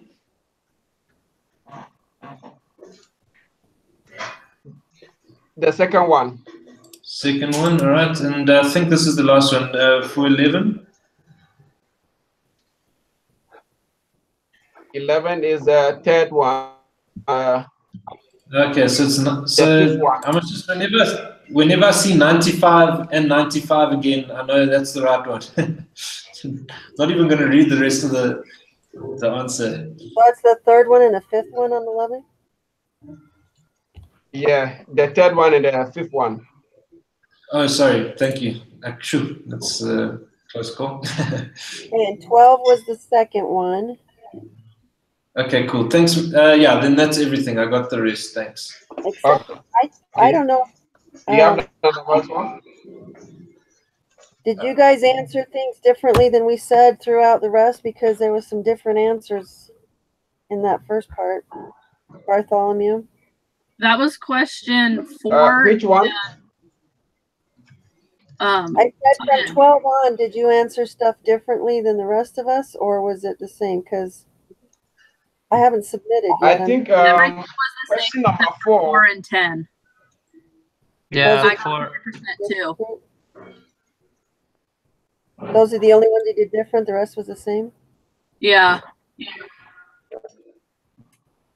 Okay, let's try and submit. See, I don't know.